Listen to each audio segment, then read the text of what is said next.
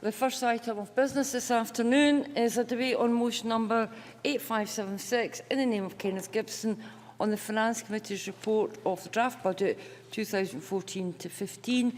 Members who wish to take part in the debate should press the request to speak button now, and I call on Kenneth Gibson to speak to and move the motion on behalf of the Finance Committee. Mr Gibson, you've got 14 minutes.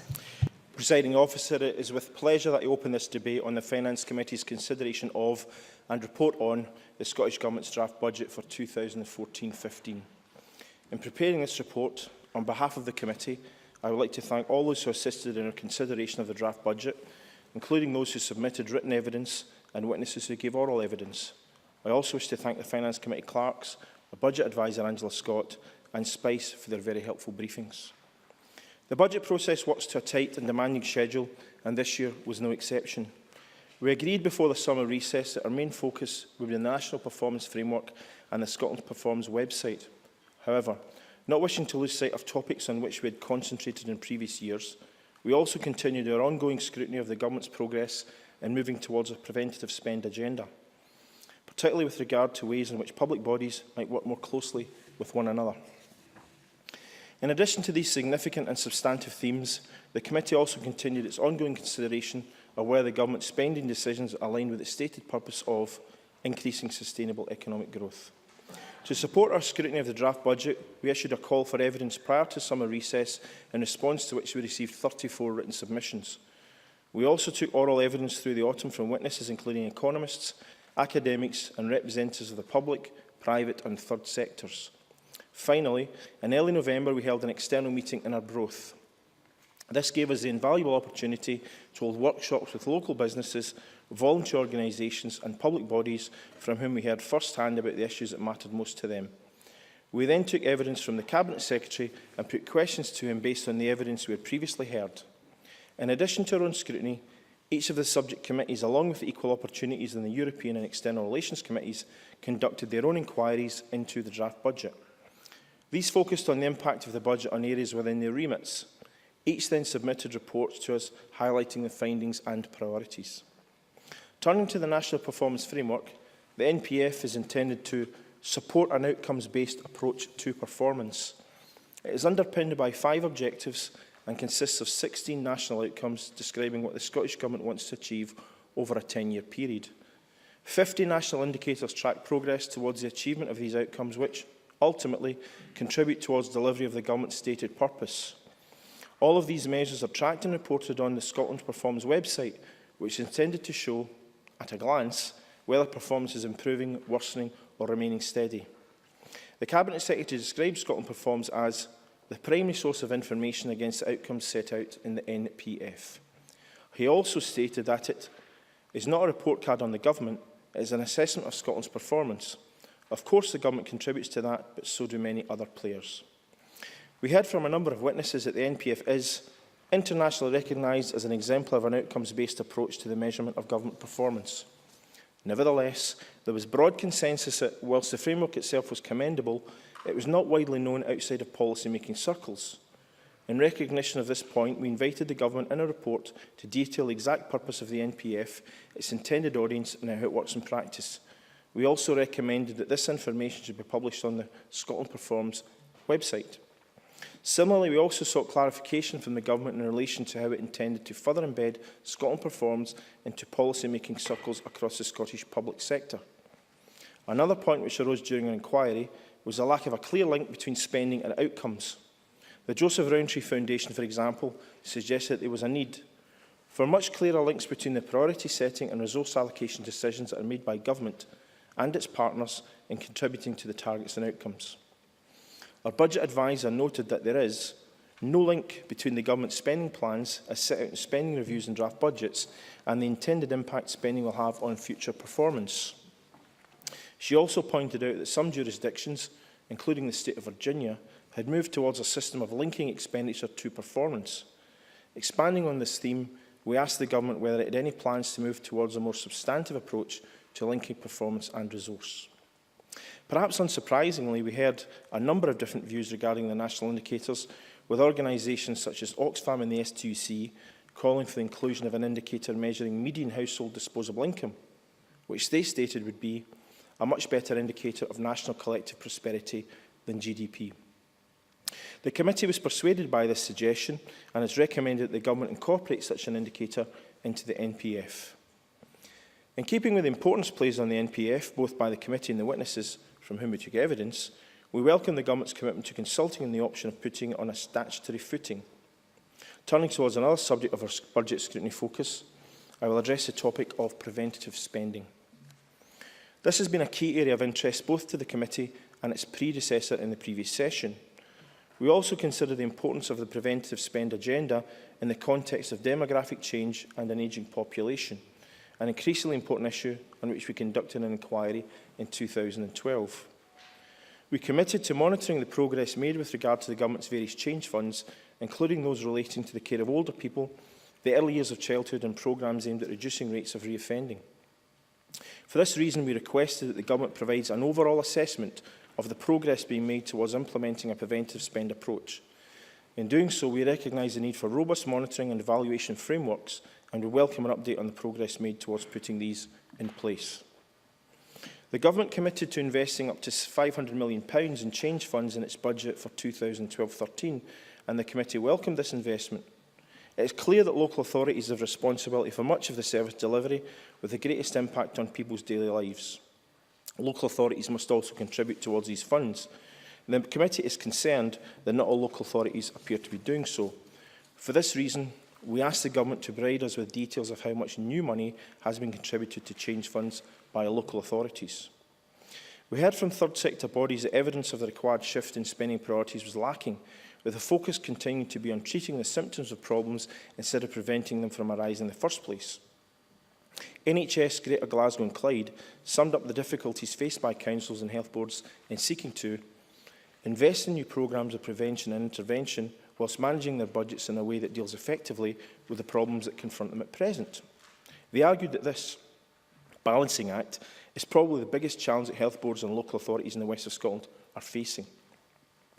Our report highlighted the committee's concerns relating to the apparent lack of evidence of the necessary disinvestment taking place to support the shift towards a preventative spend agenda. Without this disinvestment in existing services, it is difficult to see where the additional resources required for investment in preventative services will come from. We recognise that difficult decisions are required to be taken and appreciate that this is not easy. As Glasgow City Council stated to the committee, disinvestment is extremely difficult to do at any time, but it's particularly difficult to do at the moment. We ask whether the government is content with the progress being made by public bodies in this regard, and that it provides examples of resources being unlocked for preventive measures through a disinvestment in existing services. Having said that, there is some evidence that the necessary shift in spending is taking place in certain areas. One which stood out as a role model was the Highlands, where a partnership agreement between Highland Council and NHS Highland was signed in 2012. This agreement was intended to achieve better outcomes for people through directing resources more effectively and through new and integrated service delivery models. The committee welcomes this approach.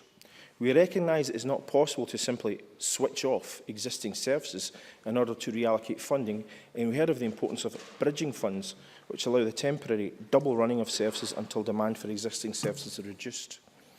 We also recognise that there are a range of challenges and barriers which can prevent the necessary cultural and structural changes from taking place, and we welcome the government's views on how best to address them. As I mentioned in my introductory remarks, another key focus of our scrutiny in the draft budget was a continuation of last year's consideration of the government's progress towards realising its purpose of increasing sustainable economic growth. A key element of the government's strategy for realising this goal is capital investment through which it intends to accelerate the country's economic recovery.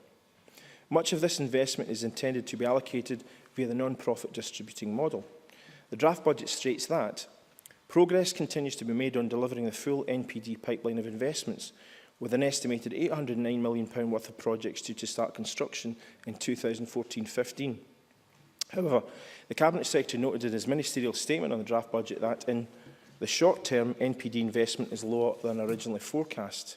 He attributed this to two reasons. Firstly, that some NPD projects were being concluded at lower than expected costs, and secondly, that some were taking longer to be prepared and planned than expected.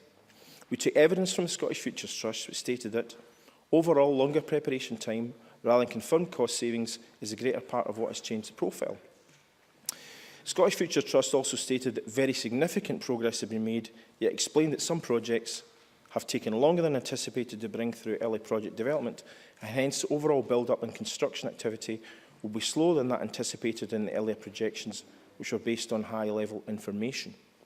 The SFT is ambitious in setting targets for the delivery of NPD-funded projects, and the committee agrees that it should be. As stated by the Cabinet Secretary, it's better to set an ambitious target and not reach it than to set an unambitious target purely and simply for the device of passing it. Despite the same, however, it would appear that a pattern of consistent overestimation in the delivery of NPD projects has emerged in recent years, and so we recommend that the process for formulating these estimates is reviewed. The Government also considered the Government's plans to switch over £700 million from resource to capital between 2012 and 14-15. However, the estimated resource to capital switch in the draft budget is £165 million, significantly lower than the estimated £270 million set out in the 2011 spending review. When we questioned the Cabinet Secretary on the reasons for this, he explained that he considered it the best way to respond to budgetary changes resulting from Barnett consequentials. We'll emphasise the fact that it had not affected the planned delivery of any specific projects. Whilst the committee recognises the need for the Cabinet Secretary to make budgetary changes in response to changing circumstances during the year, we highlight the need for greater clarity in presenting proposals for resource to capital switches in the past. We therefore recommend all future budget revisions provide the latest available figures in relation to the transfer of funding from resource to capital. Another important theme to which the committee returned during its budget scrutiny was improving employability, particularly with regard to young people not in employment, education or training. This is one of the main topics of discussion during our workshop sessions on Arbroath, where we heard of the problems faced by some local employers in accessing the modern apprenticeship scheme. The Economy, Energy and Tourism Committee and the Equal Opportunities Committee also expressed concerns relating to access to modern apprenticeships, and we've invited the Government to respond to those concerns. The committee also considered a wide range of other issues during its scrutiny of the draft budget, ranging from the impact of welfare reform and fuel poverty to the Government's progress towards achieving its climate change targets, and I'm sure that some of these themes will be touched upon later in this debate. Whilst I could discuss these topics in more detail, I've covered a number of issues in the time available, and I'm conscious that time for this debate is limited. Presiding Officer, I said at the beginning of my speech that the committee's budget scrutiny was focused on the National Performance Framework, while you also sought to monitor progress in relation to preventive spending and increasing sustainable economic growth. The committee greatly welcomes the NPF and applauds the Government for developing an internationally recognised exemplar of an outcomes-based approach to performance measurement. However, it is clear that the NPF is not widely known, and this would appear to be at least due to lack of clarity with regard to its purpose and intended audience. In relation to preventive spending, the committee has concluded that there is some evidence of progress despite a challenging fiscal environment. Nevertheless, there is less evidence of the necessary disinvestment in system and cultural changes which are essential to fully realising the shift towards a preventive approach. The committee would like to see a much better and clearer alignment between the NPF draft budgets and the emphasis on a preventative approach. On these key findings and all other aspects of the report, we look forward to the Scottish Government's response. I conclude, Presiding Officer, by moving the motion in my name. Thank you, Mr Gibson. I now call on John Swinney, Cabinet Secretary. You've got 10 minutes.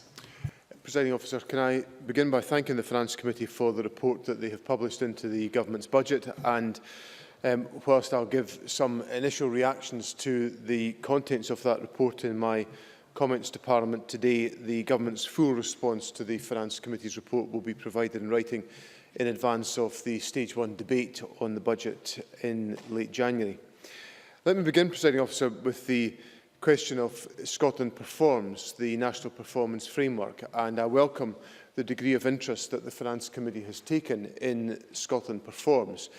It was a bold endeavour by the Government to set out on this course in 2007 to create a framework within which we would essentially signal to all relevant public authorities and also to the private sector and the third sector the focus of the public policy intentions of the Government and how we intended to structure the different interventions that we made to realise our ambitions.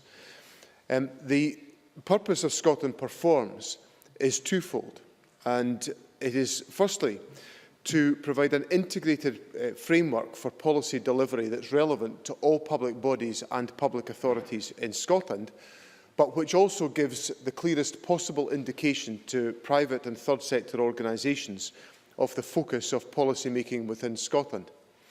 And secondly, the purpose of Scotland Performs is to provide a mechanism to assess the performance of Scotland as a whole in working towards achieving the objectives and aims that are set out within Scotland Performs.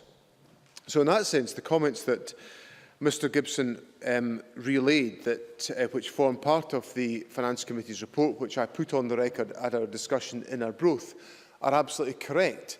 Scotland Performs is not designed to be a report card on the government. There are many appropriate ways in which the government's record, the government's plans, the government's policies can be subject to scrutiny on a day and daily basis through the reports that government makes to Parliament, to the appearances of ministers at parliamentary committees, to the debates that we have in this chamber, and to the wide variety of statistical evidence that the government publishes on a daily basis about the performance of our policy intentions. What Scotland Performs is designed to do is to essentially elevate that debate to a more strategic level, to assess the degree of progress that Scotland is making in realising the ambitions that are within the National Performance Framework, which is driven by the government's purpose of increasing opportunities for all to prosper in Scotland through increasing sustainable economic growth. And as Mr Gibson correctly identifies, through the various national purpose targets that we've set out, the national outcomes and the indicators of performance. I think this represents an excellent framework within which we operate, and which is now increasingly, and I think the Finance Committee would recognise this from the organisations that they spoke with during their inquiry, which is increasingly recognised by organisations within Scotland as providing the policy discipline within which different organisations are able to take their decisions. Now, if my assessment of Scotland Performs is not necessary or appropriate for Parliament, I think Parliament should take account of the views of the Carnegie Trust, who in their report Shifting the Dial said this. They were looking for examples of strong public policy framework within on a global basis, and this was their quote: "We did not expect to find international innovation on our doorstep, but our work has repeatedly found that the Scottish National Performance Framework is an international leader in well-being measurement, a sentiment repeated by Professor Stiglitz in his address to the OECD World Forum in India in 2012. And that very strong endorsement from the Carnegie Trust of the value and the strength of Scotland Performs is something that I think should give Parliament a great deal of confidence. That was reinforced by the comments made by Jeremy Peat of the David Hume Institute to the Finance Committee on the 2nd of October, when Mr Peat said, "I think that Scotland should be proud of the National Performance Framework. It is a remarkable achievement to have got something so detailed, so regularly presented, and so transparent in terms of the data, targets and information that are set out. It is a hugely positive base from which to proceed." So the Government believes that we took the right step to establish the National Performance Framework, and I think the evidence of independent commentators evidences the fact that this is having a significant effect on the structuring of public policy. Now, one of the points that Mr Gibson raised on behalf of the committee, and which was reflected in some of the views of the committee's adviser, was that there was a difficulty in establishing the link between policy and outcomes. I completely disagree with that point.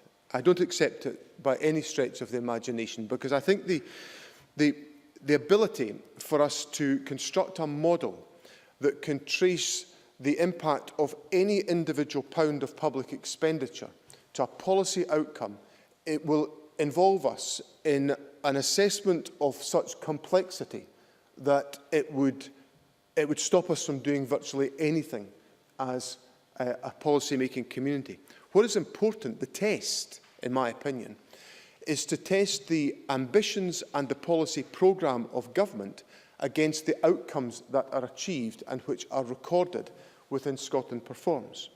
So, for example, if we look at the outcomes that have been achieved on the economy in a 12-month period, that would strike me as being a vivid test of whether or not the government had succeeded in establishing a link between its interventions and the achievement of desirable policy outcomes. So on the data, in 12 months, the GDP of Scotland increased by 1.8% compared to 1.3% in the United Kingdom. Employment in Scotland rose by 83,000 in Scotland compared to a rise in employment across the UK of 485,000. Unemployment in Scotland fell by 8,000 over the year compared to the fall in unemployment in the rest of the United Kingdom of 121,000. And in economic inactivity in Scotland fell in a year by 69,000 compared to 156,000 across the whole of the United Kingdom. So I think when we look at those measures of economic performance, GDP, employment, unemployment, economic inactivity, they indicate to me that the aspiration of government to take a set of decisions which are designed to intervene in the economy, to deliver a better performance, are evidenced by the material that Scotland performs and the statistical base that the government supports are able to establish. So I hope that reassures the Finance Committee that the government has clearly established in this particular measure on the assessment of economic activity, the link between policy intervention, where I could not have been clearer in my 2010, 2011, 2012 budgets, 2013 budgets, of the government's focus being on improving economic performance. Of course, I'll give you. Malcolm Chisholm. But the logic of what the Cabinet Secretary is saying is that if the economic indicators go the other way, as they have from time to time over the last few years, by his logic, that demonstrates the failure of the particular policy prescriptions of his government. Well, I accept that point, because surely that's what policy, that's surely what performance assessment is about. There is no point in putting a policy framework out there that tests the policy direction of a government, and then when it doesn't work out like that, we find that our policy interventions are not correct. So it matters to me what's in Scotland performs. I look at Scotland performs on a regular basis. I look at it to determine, are the government's interventions satisfactory in delivering the policy outcomes and objectives that we want to achieve? That, to me, seems an elementary aspect of the assessment of performance. Now, of course, the focus of the government's budget, which is before Parliament, remains on the economy to improve economic performance through the skills investment that we set out, through the £8 billion worth of capital investment over a 2-year period that we've set out, the investment in our college and university sector exceeding £1.52 billion in 2014-15 are all part of the government's programme of activity to strengthen our economic performance. Presiding Officer, let me close by just making some remarks about the wider sustainability of the public finances. The Finance Committee is absolutely right that preventative interventions are crucial to delivering the sustainability of the public finances and to the transformation of the way in which we deliver services. I don't take the same view as the Finance Committee that disinvestment of particular public services is the key measure or the key indicator. Surely, if we follow the logic of the centrality and importance of Scotland performs, it will be in the achievement of better outcomes for our citizens will be the test of whether or not we are meeting the needs and the expectations of the public. And of course, Scotland performs is assembled on the basis of the range of different economic indicators of public service performance, of impact and improving outcomes for members of the public, which are a direct consequence of the investments and the interventions that we make as a government. And that shift of emphasis onto preventative measures, whether it's through the reshaping care for older people, whether it's through the Early Years Change Fund or the Reducing Reoffending Change Fund, the government remains focused on delivering the decisive shift to prevention that I set out in the spending review and which remains at the heart of our public service reform agenda. I now call Liam Gray. Mr Gray, you've got 6 minutes.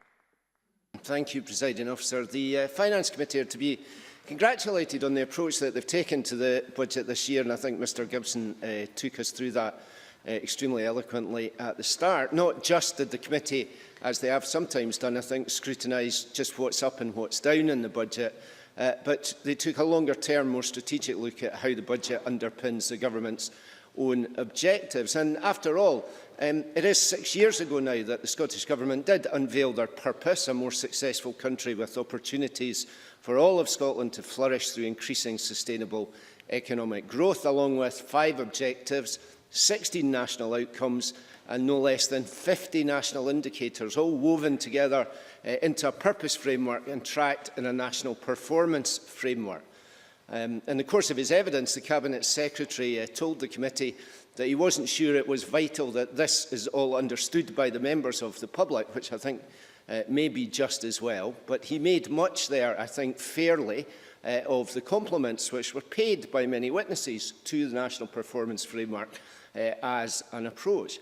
But I do not think he can then simply ignore the fact that those expert witnesses, one after another, told the committee members of their concern that they could find no connection between the government's purpose and their spending decisions. Mr Gibson quoted his committee's adviser, who said there is no link between the government's spending plans and the intended impact.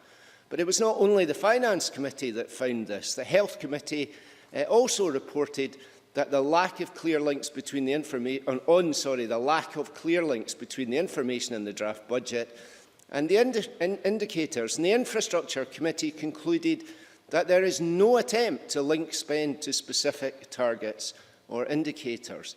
The fact that no committee could find any link between the budget and what it is supposed to be for, I do not think can be simply dismissed. Whether it was making Scotland wealthier or fairer or healthier or greener, our committees could see no plan, no strategy and no targeting of resources. Mr Swinney says we shouldn't worry about that because we should test against outcomes. Well, let's do that. Unemployment figures, for example, may well be improving, but there are still 75,000 more Scots on the dole than when the SNP came to power. And more Scots in work are earning less than the living wage, more are in part-time work and more on 0 hours contracts. Those are not outcomes we can be satisfied with. Or look at the health service. The budget claims, and the First Minister was making much of this earlier today, the budget claims to protect the health service. Yet less than 1/3 of NHS staff, we've seen in a recent survey, less than 1/3 of NHS staff think that we have enough doctors and nurses. And just marginally over half think that the NHS puts patients first. And this in a week when we have had in this Parliament the publication of what must be one of the most damning reports into any hospitals that this Parliament has ever seen. Those are not outcomes we can be satisfied with. When the Cabinet Secretary published his budget, he made much of an increase in the housing line, in the housing budget. But the truth is, he is simply restoring cuts which at one point had cut the housing budget in half. Every year the Cabinet Secretary tells us that he intends to build his way out of recession. Yet last year there were fewer houses built than at any time since 1946, 20% fewer social rented houses completed than the year before, and waited lists spiral.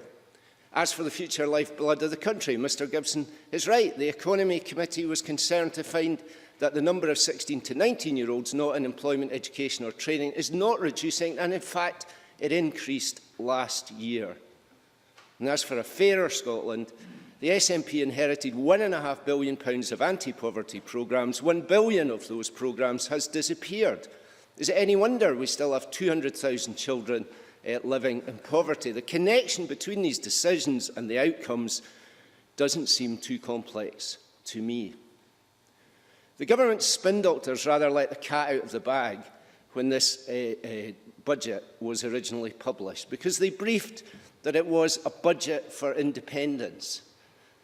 And of course, that is the government's actual and only objective. A budget to get through the referendum, Steady as she goes, difficult decisions dodged, responsibility refused, no horses frightened. And that's not good enough. If the Cabinet Secretary wants us to believe this budget is about more than that, he could start with two changes. First, use the consequentials from the autumn statement a couple of weeks ago to extend 600 hours of nursery provision to 50% of 2-year-olds right now. And secondly, he should identify the money and the means to mitigate the whole impact of the bedroom tax. £20 million is less than half of what is needed. I'm in my last minute, sorry. I believe that is a spending decision with a clear outcome, which would be to reduce the suffering faced by tens of thousands of Scottish households, and to do it immediately. To fail to act implies that the Scottish Government would rather keep these issues as referendum issues, to leave Westminster on the hook, and that is not good enough. They should accept the obligation to use the powers they have now, take these decisions and inject some purpose into this budget, which it seems to need singularly. Gavin Brown, you've got 6 minutes. Thank you, Presiding Officer. Let me begin, I think, with the look at Scotland Performs and the National Performance Framework, because the committee took a fair bit of evidence on this, and I have to say the vast majority of the evidence, in my view, was extremely positive, and I think the Cabinet Secretary fairly read out the breadth of the flavour of the comments that we got from people giving evidence to the committee. Where I would ask him gently to really reconsider the comments that he made is in relation to what we do about linkages between the NPF and spending decisions made in the budget. I accept entirely his statement that it wouldn't be worthwhile to look at the exact result of every single public pound that is spent by the Scottish Government and indeed local government. I think that's a very fair proposition to make. You could spend too much time on it, not really getting to the bottom of where you want to get to, and taking resources away from other parts of the budget. However, I think it is important, though, to listen to what the committees have had to say, and indeed the experts. And I think there was a fairly strong view from committees that the linkages between expenditure and the MPF, as it stands, are not enough. Some people would say there is no linkage whatsoever. Others would say the linkages are there, but they're not yet sufficient.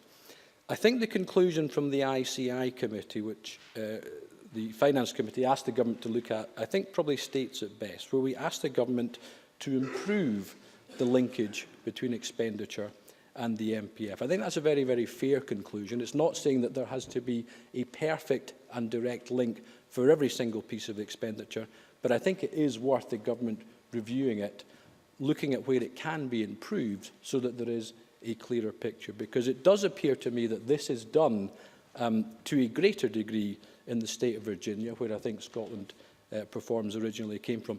If it can be done to a greater degree in the state of Virginia, then I'm convinced that more can be done in Scotland to make those linkages clearer.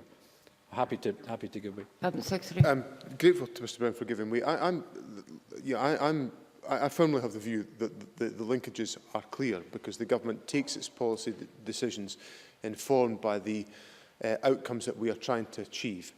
However, if committees wish to suggest to the Government how that could be better done, I will willingly consider the propositions of committees as to how that can be done.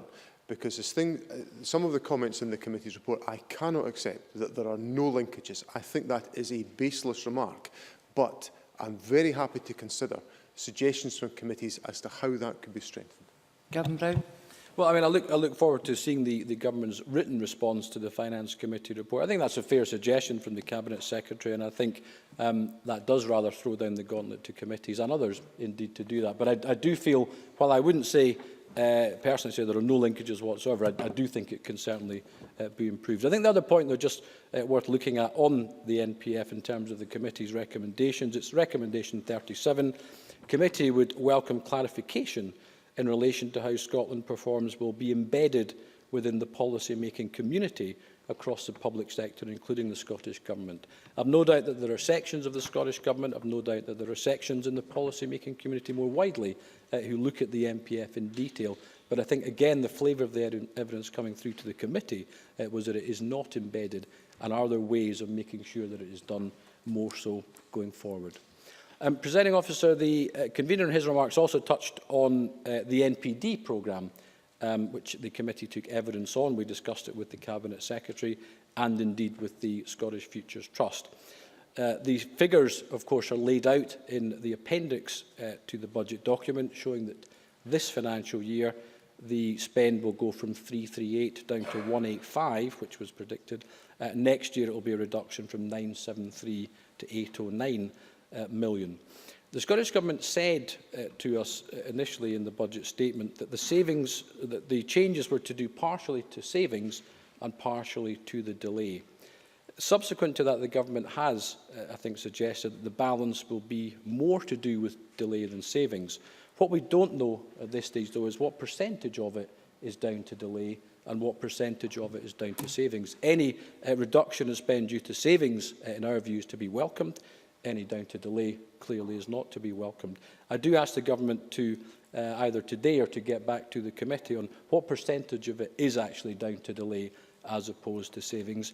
And indeed, while we're at it, now that we are 8 months of the way through the financial year of 13 or 14, where are we in relation to the 185 million, which was predicted to be the case in September? We're 2/3 of the way through the financial year. Do we at this stage have 2/3 of the construction spend happening? Are we likely to hit that, or indeed to be over it or under it? And indeed also, how will they address this going forward, as suggested by the convener? I do want to just touch on one other issue. We looked at business rates, Presiding Officer, over the course of the inquiry. There is just one question I want to put to the Government at this stage. The Scottish Government has central projections for business rates. They believe it will be £2.688 billion for 2014-15. They predicted £2.435 billion for 13-14. What do the recent announcements have on those projections? Because they're going up by 2% instead of 3.2%, that clearly will reduce it slightly. But because growth is projected to be higher than it was previously, it will be projected to be 1.4% this year, 2.4% next year. What impact does that have on the projections for business rates as well? We'd certainly welcome any update on that from the Government. Thank you. Thank you. We now move to the open debate. Time is really tight. In fact, we have absolutely no time in hand. So I can't compensate if you take an amendment. Don't feel obliged to take your full 6 minutes. Jamie Hepburn, followed by Malcolm Chisholm. Thank you very much, President Officer. And can I, on others in the others in the Finance Committee will undoubtedly do, as the convener already has, thank witnesses for the evidence they gave, the clerks for their support, and other committees for the evidence they provided the Finance Committee with. I'm going to speak not only as with the perspective of not only as a member of the Finance Committee today, but also as Deputy Convener of the Welfare Reform Committee and drawing our budget scrutiny. As the convener set out, the Finance Committee focused on two main areas, the National Performance Framework and how it interacts with the budget process and the preventative spend agenda. And on NPF, taking that firstly, Presiding Officer, and the Scotland Performance website that is associated with it, I have to confess that I'm not having previously been particularly engaged in thinking about this area, not particularly having utilised it, so I'll need to consider how I do so in the future. But it is clear that those who are engaged and think about it like what they see. The Cabinet Secretary set out remarks from the Carnegie Trust in relation to their perspective. They also told the Finance Committee that it is a tool of international significance. Don McRae provided us with written evidence that the National Performance Framework deserves strong support and positive endorsement. Jeremy Peat said that it was a remarkable achievement. The Centre for Public Policy for Regions provided written evidence that says that setting ambitious targets across all the areas identified in the National Performance Framework is to be commended. So it's clear that it is well liked by the policy-making community. There was some concern expressed that it isn't particularly well known. The Cabinet Secretary, when he was giving evidence to the committee in Arbroath, stated that he felt it is probably pretty well known at public leadership level, probably well known by the policy-making community. And I did reflect something myself that there was a degree of irony in having people before us telling us that it's not well known when they are there, telling us everything they know about it, because they do, in fact, know about it. But I think probably a more appropriate question than whether or not it is well known is whether the National Performance Framework is being used as well as it could be, reflecting on my own experience. A number of witnesses and other committees did speak of how the National Performance Framework could be better linked to spending priorities, and I do take on board the points made by the Cabinet Secretary about how it would probably be impossible to link every outcome to every pound spent, and Gavin Brown also made that point as well. But I do wonder how it might interact better with the budget process, and perhaps this is as much a matter for Parliament as it is for the government in setting the budget. Maybe it's as much an issue for us as Parliament as to how we use the National Performance Framework in our budget scrutiny across the committees.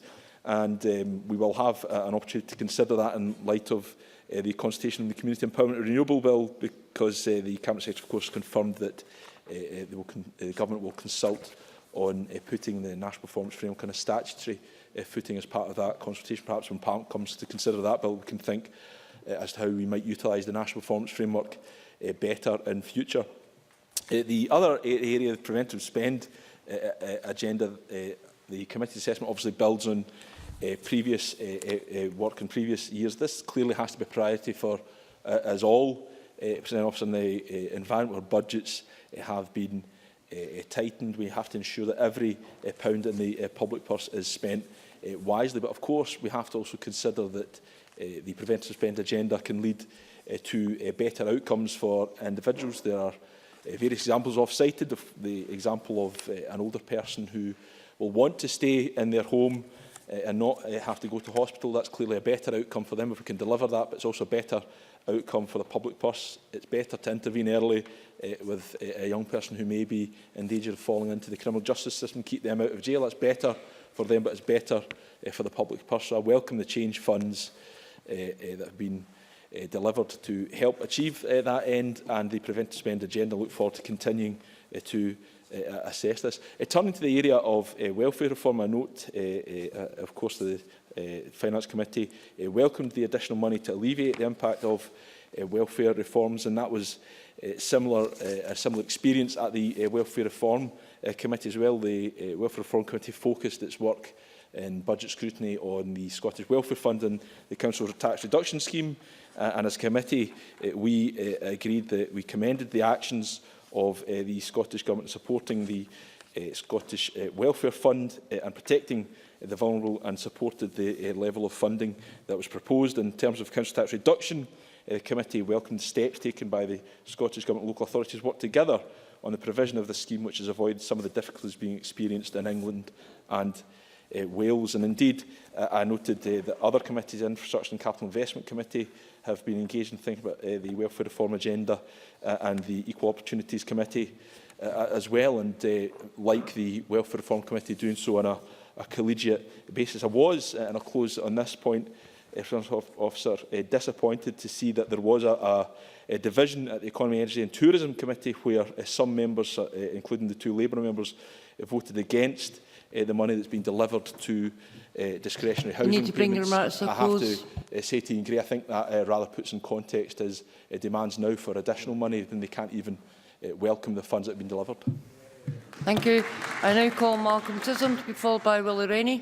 Presiding Officer, I think the Finance Committee has done the Parliament and perhaps Scotland more generally a service by helping to bring Scotland Performs out of the shadows, because we certainly heard many compliments about it at the Finance Committee, but the fact of the matter is it is not widely known, and to many people its purpose and indeed its intended audience are not clear. Having said that compliments were paid, it is also the case that many qualifications were made in relation to it. And of course the key qualification was in relation to this issue of there being no clear link between spending and outcomes. Now, of course, the Cabinet Secretary was very concerned to rebut that, but the fact of the matter is that both expert witnesses in significant numbers and several committees did make that point. So I do not think it can be so easily brushed aside. And I wasn't over-impressed by the Cabinet Secretary's line of argument on that. And when I made an intervention, I suppose it seemed odd to me that you would judge the success of all the measures you put in for your economic policy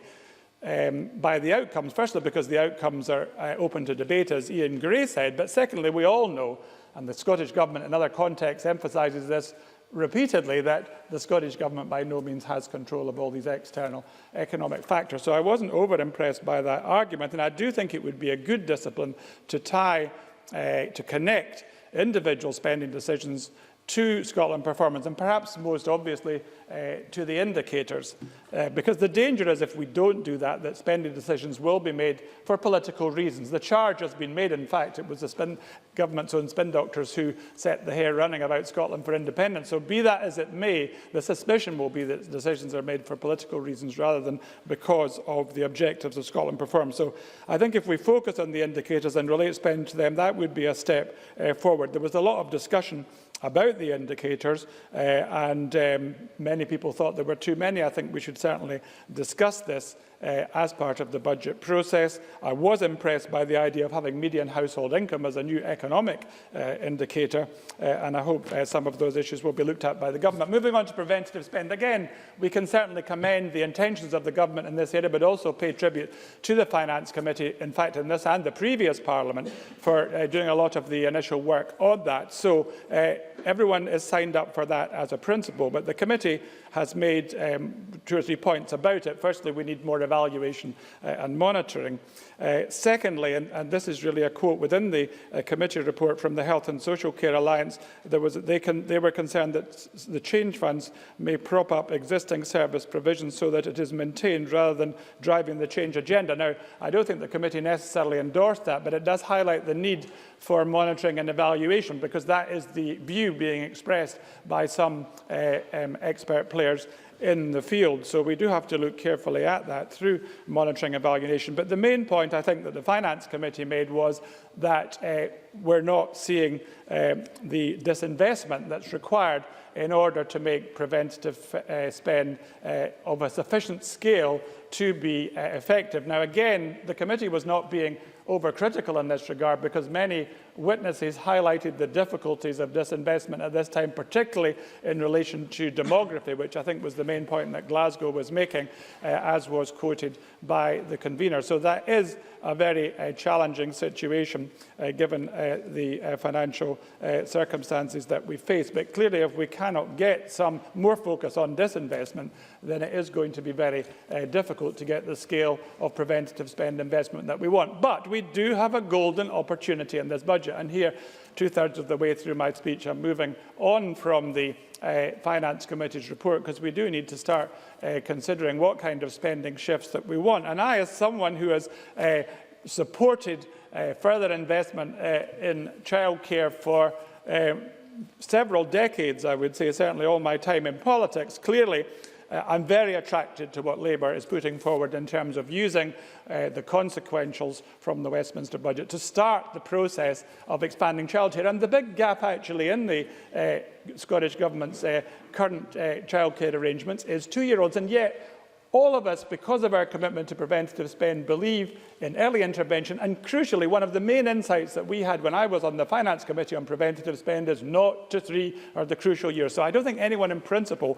can argue against more investment for 2-year-olds. And I find the government's objection to investing in childcare under devolution absolutely absurd. In other contexts, I think it's the Deputy First Minister who said, well, we can't invest in childcare now because the economic fruits will go to Westminster. For goodness sake, that would undermine the whole purpose of the government, because why on earth is the main purpose economic development, the fruits of which in taxation terms go to Westminster? It is a completely illogical argument. Finally, the second proposal from Ian Gray was in relation to the bedroom tax, and on that I would merely quote Danny Alexander, Chief Secretary to the Treasurer, who was asked specifically if the Scottish Government would be penalised if they gave more than 20 million to the bedroom tax alleviation. And he said what the Scottish Government does with its block grant is a matter for the Scottish Government. And he was clearly signalling in that way that how much money is given to local authorities and housing associations to deal with the bedroom tax is entirely at the discretion of the Scottish Government. So Labour has flagged up today its two main priorities for this budget: childcare, particularly childcare for two-year-olds,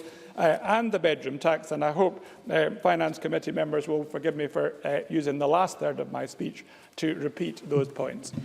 Will Rennie, followed by Chick Brodie.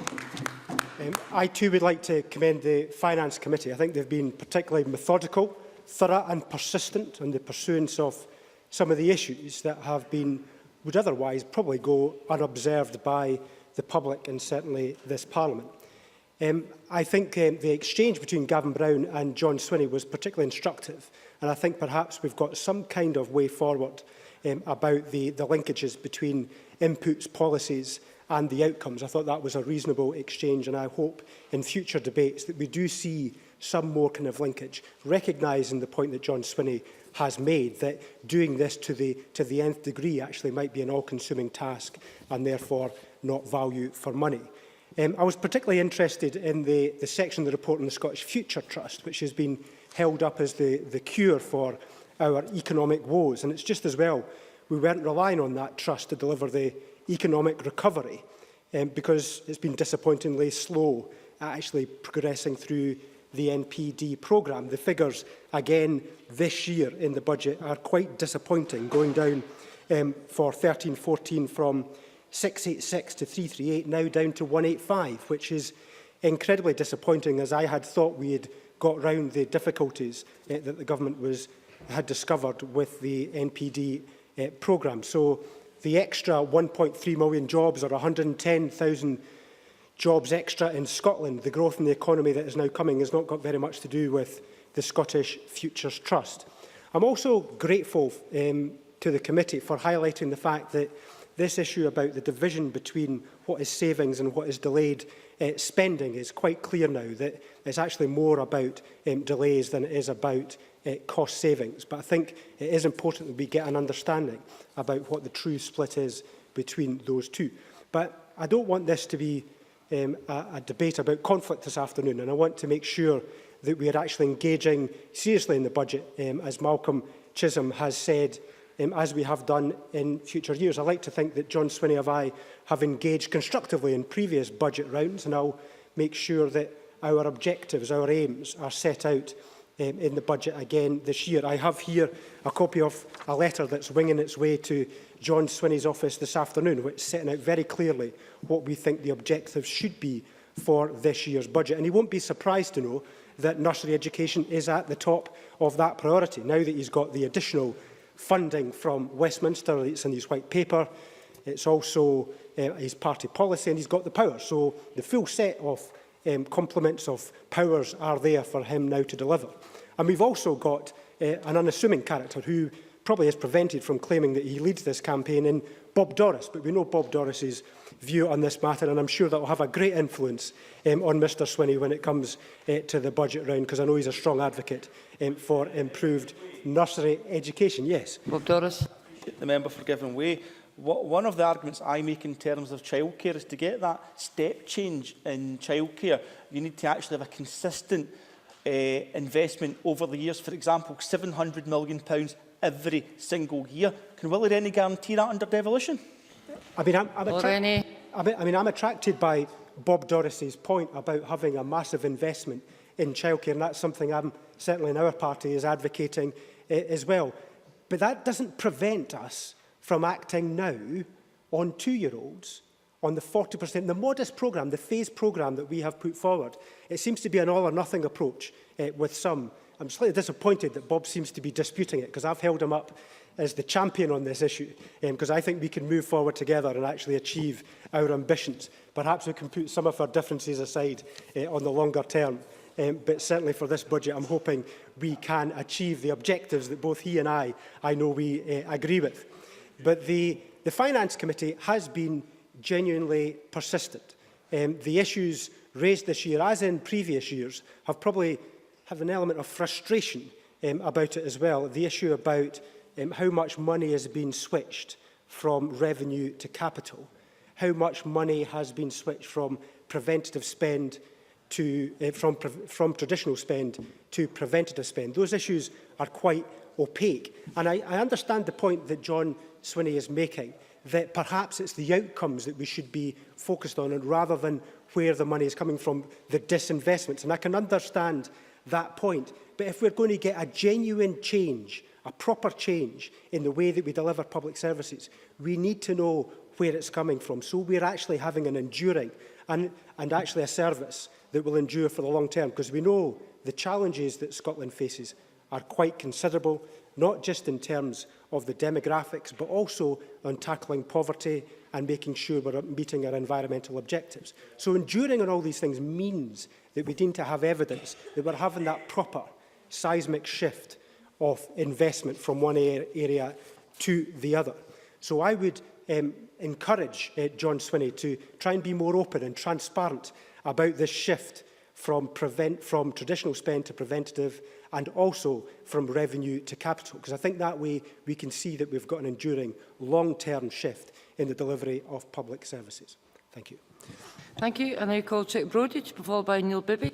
Thank you, Presiding Officer. I rise to support the commendable Finance Committee report on the draft budget and its recommendations to the Scottish Government, and particularly on its outcome-based approach in its conclusion. If I may, Presiding Officer, I indulge myself just a bit for what the creation of a budget means to me. As a former UK Finance Director of a very large global company, I was charged with achieving an acceptable expense-to-revenue ratio related to the company's policies and the risk assessment and the market framework in which we operated. In the recession of 1992, I was asked to reduce that percentage of the budget by 2%, a reduction of 2.2 million on revenues of 100 million, nothing like what the Cabinet Secretary is confronted with daily. But we had the luxury of choice. We could either increase revenues or we could cut costs. This Government, this Cabinet Secretary, does not have the luxury of increasing the income element of that, nor is there a lot of scope to increase other revenue streams. So within that financial planning framework, the market framework, that meant, as has been done, creating a prioritisation of spending to secure economic progress on the back of capital asset improvement and structural social employment changes. So I say to us all, and I say this in all good intent, to the opposition, indeed to us all, that when you or we wish to prioritise extra spending on certain areas, and there's nothing wrong with that, then in fact that should be welcomed. We should be flexible. Then we have an obligation, a duty indeed, to see how and where we can cut to meet the new spending policies and prioritisations, wherever it comes from within this chamber. Presiding Officer, the fundamentals of every budget, and I believe this one does, is to establish an economic growth pattern that embraces long-term growth while providing a parallel sustainability of human and environmental development. In securing these objectives, the focus of continued infrastructure and asset investment as keys to future efficiency of the economy is welcome, and notice that comments are made on that in the Finance Committee report. The aggregate spending of capital in the budget, enhanced by the various supplements to capital, giving a spend of £4 billion on infrastructure, really is within, I would hope, all of the policy framework we wish to achieve by creating a springboard for future employment and efficiency. As a member of the EET Committee, Presiding Officer, I'd just like to look at a few of the considerations in our review of the budget and related that, as we related that to the NPF. And there is little doubt, Presiding Officer, that a proper scrutiny of increased productivity and demand, and we discussed this with a tight discipline, for example, of public procurement, supported by European directives on procurement, and the unleashing of productivity and innovation via the Community Empowerment Bill will see a greater level of economic activity, and of course that is part of the NPF's policy driver. The marginal reduction, a consequence of the top-line Barnett cuts, regrettably, in the enterprise agencies, and the retention of social enterprise and third sector funding provides Scotland, however, with the greater initiatives to make that employment, social structural change to continue to find, develop and grow innovative companies with high growth potential. And we need to increase within that the role of women and ethnic minorities. The number of account-managed high-growth companies will achieve their potential, as will the sustained growth of social enterprise. Again, part, I would hope, of the wider policy framework. Presiding Officer, if I may finish on a specific area fundamental, I believe, to the success of every profound and, in this case, supportable budget. I relate that to what I consider to be a key driver in achieving our policy objectives and indeed our financial objectives. And that I return to my starting comments regarding the budget.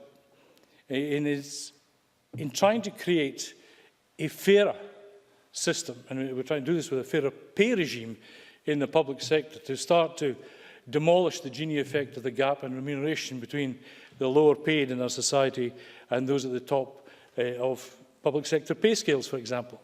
And I welcome our commitment to the establishment of a minimum basic pay increase and to start to secure the payment of a Scottish living wage with all who deal with the public sector. That, I believe, is a fundamental change to secure Scotland's increased performance.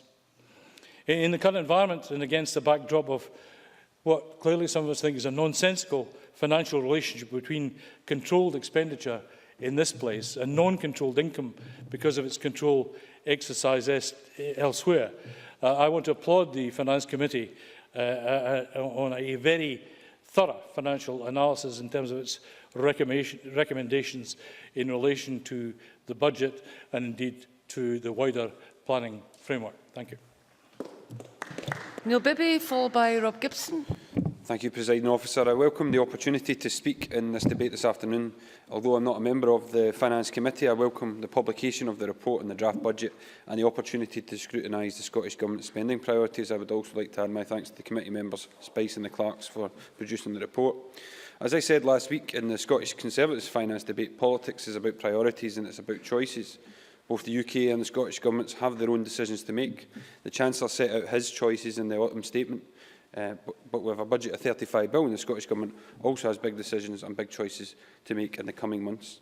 I don't intend to talk this afternoon about all the various budget streams, but I do want to concentrate on how the Scottish Government could and should use the £300 million of Barnett consequentials it will receive over the next 2 years to take action now to support families to providing extra childcare. Last Wednesday, my Labour colleagues and I called on the Scottish Government to invest the Barnett consequentials following the autumn statement into childcare for 2 years, as Malcolm Chisholm mentioned.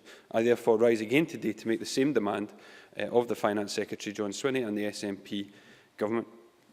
Presiding Officer, we talk all the time about the importance of early years in children's learning and development. The committee has rightly scrutinised the effectiveness of the percentage spend agenda and issues around the Early Year Change Fund. We also talk consistently about the need to help people with the cost of living, and we also talk consistently about the importance of childcare to the economy. But I think families across Scotland, therefore, would want us not just to talk about it, but take action. And that's why, again, we are proposing that the money from the Barnett consequentials be used to give childcare to half of Scotland's 2-year-olds and give it to them now. I've put forward amendments to the Children and Young People Bill to this effect, which could save 30,000 families more than £2,000 a year on childcare costs. It's very similar to the promise on childcare for 2-year-olds made in the White Paper. I know the Liberal Democrats, as Willie Rennie has said again today, have been pushing for action on this, and I hope that it can receive support from SNP and Conservative members as well. I do not criticise the Scottish Government's aspirations for more childcare in the White Paper. In actual fact, I am proposing to deliver your pledge on 2-year-olds just now.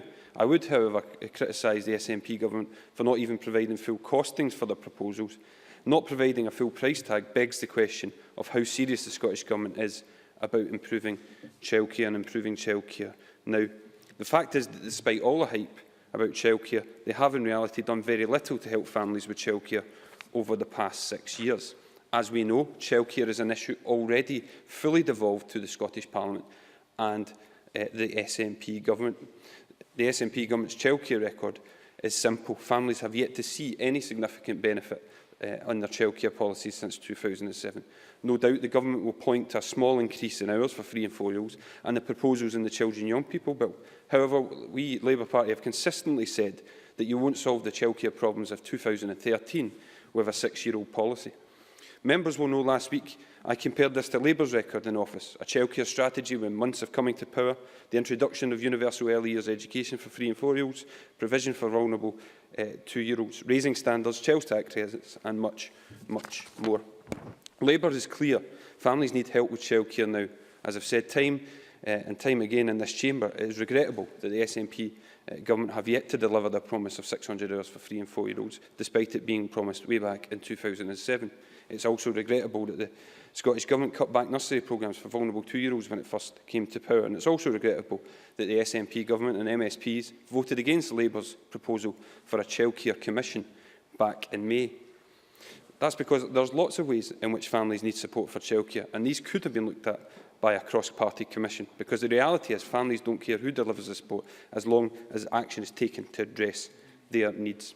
However, the SNP now have the opportunity, as they have in every year since 2007, to put more money into childcare and help families with the cost of living. I was encouraged during the debate last week when Mr Swinney said he would consider Labour's proposals. I welcome that. He said it would be up to the Cabinet to decide. I know the Cabinet will probably have met since last week, so I would ask the Cabinet Secretary if this has been discussed. Are the Scottish Government going to support this proposal? Are there members of the Cabinet raising concerns about this? As we have said in May, where we proposed a Childcare Commission, we are happy to work on a cross-party basis and would urge Mr Swinney to act on this as soon as possible. In closing, Presiding Officer, Labour wants extra childcare to help families with the cost of living now and to help give children the best start in life. Affordable, quality and flexible childcare has always been a priority for the Labour Party. It was a big priority for the SNP 3 weeks ago. I hope it still is. There was a lot of mention of testing ambitions earlier, and I think this is a key test of ambition. It is time that we help families with the costs of living, and it's time the Scottish Government made up its mind and backed Labour's call. The SNP Government have the powers and the resources. The only thing they don't have is excuses. Rob Gibson, followed by Gordon MacDonald. Thank you, Presiding Officer. I'd like to concentrate on the climate change targets which are mentioned in the Finance Committee's report on the draft budget, because one of the 16 national outcomes in the National Performance Framework is that we reduce the local and global environmental impact of our consumption and production. Related to this outcome is the Government's 2 purpose targets to reduce emissions over the period to 2011 and to reduce emissions by 80% by 2050. Both these targets are shown as improving on the Scotland Performs website, and this is welcomed by the RACE Committee. However, the RACE Committee also notes that the statutory climate change targets for 2010 and 2011 have both been missed. In that light, my committee asked other committees in the Parliament to consider the climate impacts of the budget from their perspective. And ahead of their considerations, I wrote to all the relevant committees with a set of questions which would allow them to interrogate their own report. The 3 main questions were how the draft budget delivers proposals and policies that relate to their portfolios, as set out in the RPP, how the draft budget supports measures aimed at making up the shortfall in emissions reductions because of the missed targets, and how funding for these public bodies covered by their portfolio will help integrate action to tackle climate change in their business and service delivery functions. Presiding Officer, in addition to the questions which we asked generally, SPICE provided some more detailed questions for the request of the EET Committee, Health, ICI, Equal Ops and European committees, and some of these seem to have been picked up, but others were not. So therefore, we had to assess just exactly what the result was in terms of the climate balance in the budget discussion. So The Health Committee, for example, the Justice Committee, the Local Government Committee, none of these, or the Education Committee, actually mentioned anything to do with the carbon content in the budget. And I'd just like to take example of the questions that were suggested for the Education and Culture Committee. To what extent does funding for Scotland's schools for the future programme support delivery of Scotland's emission reduction targets? To what extent does the skills and training budget support the opportunities associated with realising a low-carbon Scotland? What progress are Historic Scotland making in integrating actions to tackle climate change in its operation and service delivery functions and fulfil the duty under the Climate Change Act to contribute to Scotland's emission reduction targets? Now, we would expect, Presiding Officer, that each committee would use the questions which we provided to interrogate their own contributions, but those committees which I've just mentioned did not. I'm delighted to say that the Finance Committee noted these issues, that the European Committee, Equal Opportunities Committee, EET and ICE committees all made substantive comments in this budget document.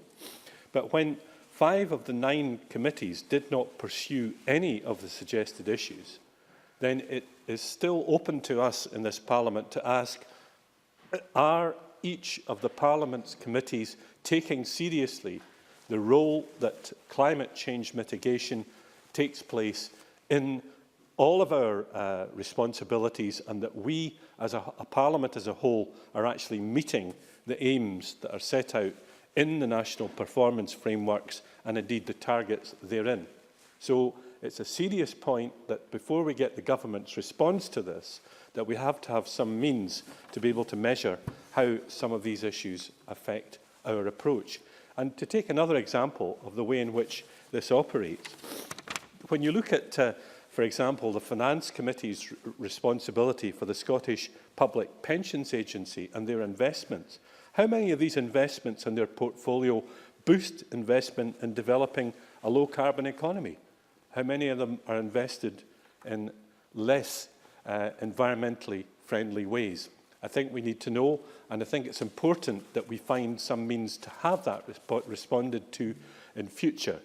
So, in closing, let me say, Presiding Officer, that the Finance Committee states that it would welcome further details on the acknowledgement by the Minister of Environment and Climate Change on a renewed effort that's required to meet the statutory climate change targets, which we missed in 2010 and 2011, and that the Finance Committee supports my committee, the RACI Committee, saying that funding information for climate change mitigation measures should be published alongside publication of the draft budget.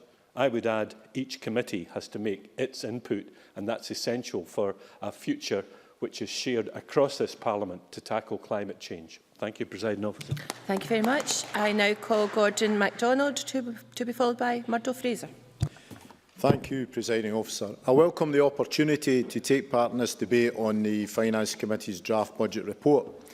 It's important to remember the financial situation that the Scottish Government faces even after the UK Chancellor's recent autumn statement. Following the UK Government's autumn statement, the updated figures show that the Scottish budget is being cut by £3.1 billion, or 9.9% over the current 5-year spending review period. Despite this substantial cut to our budget, we see that Scotland continues to outperform the rest of the UK. The Scottish economy grew by 1.8% over the year to June 2013, while the UK economy grew by just 1.3%. Scottish employment increased over the last year by 83,000 and now stands at 72.6%, which is higher than the UK rate of 72.2%. And Scottish unemployment at 7.1% is lower than the UK rate of 7.4%. The rate of youth employment in Scotland has continually been higher than the UK as a whole over the past 5 years, with Scotland achieving over 53% employment for 16 to 24-year-olds, compared to less than 50% of youth employment for the UK as a whole. The budget will continue to support the 25,000 modern apprenticeship new starts every year that enables employers to strengthen and grow their business. The latest youth unemployment figure, no thanks. The latest youth unemployment figure, although still too high, places us in a position where only 8 out of 28 EU countries have a lower youth unemployment rate than Scotland. This improving situation is a result of Scotland not only having the only dedicated minister on youth employment, but also the Scottish Government's investment-led recovery strategy that is supporting and sustaining employment, as well as investing in our country's future. NPD projects worth over £800 million started construction this financial year, including Inverness College, City of Glasgow College and Ayrshire College. John Henderson, Chief Exec of Colleges Scotland, said the Scottish Government made a commitment to maintain colleges' cash funding earlier this year, and we are very pleased that this has been incorporated into the draft budget for 2014-15. No thanks. We also welcome the additional resources that are being allocated to the college sector for 2015-16. We look forward to engaging with the Government on how we can use these resources in areas such as expanding school and college partnerships. Investing in the college sector is investing in Scotland's future prosperity and supporting economic recovery. Scotland's School for the Future programme has 13 schools operational and 9 under construction, and there will be 67 new or refurbished schools by March 2018. The draft budget highlights that over £8 billion of investment will take place over the period 2014-15 and 2015-16 to continue that investment-led recovery. This investment-led recovery strategy has helped the Scottish Government to achieve the highest ever level recorded for school leavers heading to a positive destination. School leavers who entered either employment, training, further or higher education reached 91% for the year to July 2013. EIS General Secretary Larry Flanagan said the very high percentage of young people moving on to a positive destination when they leave school is good news for Scotland and reflects a strong performance of our comprehensive education system. Our young people deserve the best start in life, and our schools are continuing to equip pupils with the education and skills that they need to move on to the further and higher education, into training programmes or straight into employment.